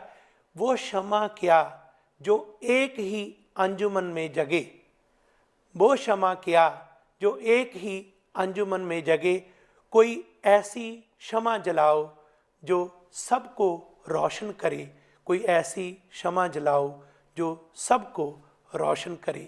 बहुत शुक्रिया। साडा हर एक प्रोग्राम देखण ते साडे नाल जुड़न लई सबसक्राइब करो चैनल पंजाबी ते नोटिफिकेशन लई बेल आइकन वाले बटन ते क्लिक करो।